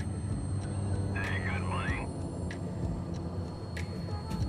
Jerry Coogan, many thanks for the follow. Hang on. We need to get out of beta. No, that's backwards, Murph. Uh-oh. Get out of... Oh, we nearly tipped it over, lads. You see it? Jesus. Why won't you get out of beta, you devil? My controls are no longer agreeing with me. Right. What's it doing now? Notice beta. Stupid thing. Stop reversing. Ah, you need to go forwards.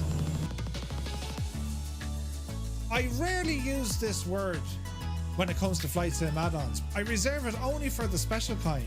But like, there's no point saying anything other than this is shite. It's shite. Like, and is Mike Roch in the chat? Mike Roch? That's brilliant. Hey everybody, is there a Mike Roch here? Is Mike Roch here? Where you can enjoy complimentary deluxe continental breakfast daily with afternoon hors d'oeuvres